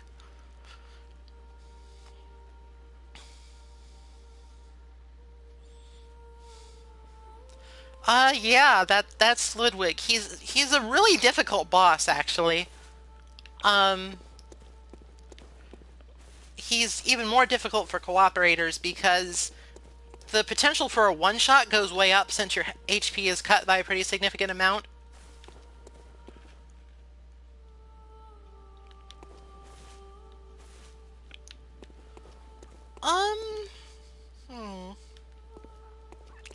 I'm thinking.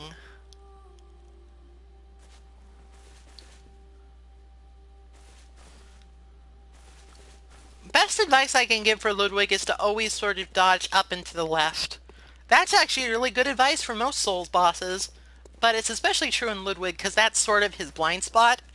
That's where his smaller arm is that doesn't cover as much ground and is less aggressive.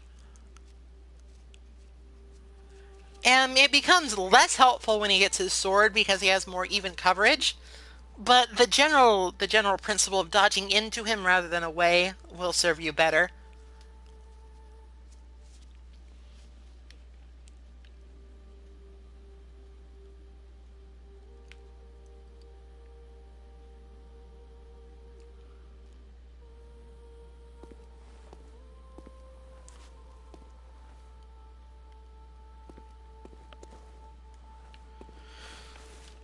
Okay, yeah, I'm actually pretty darn hungry at the moment, so I am going to go and get something to eat. Thank you all for tuning in and watching.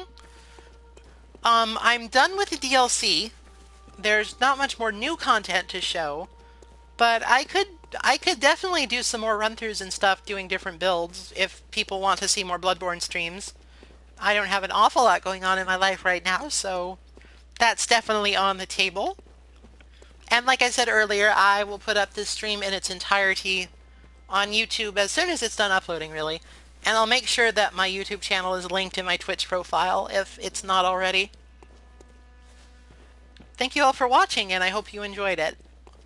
I will try to do some more. Probably not tonight, but tomorrow or something definitely. I'll talk to you all later. Thank you again.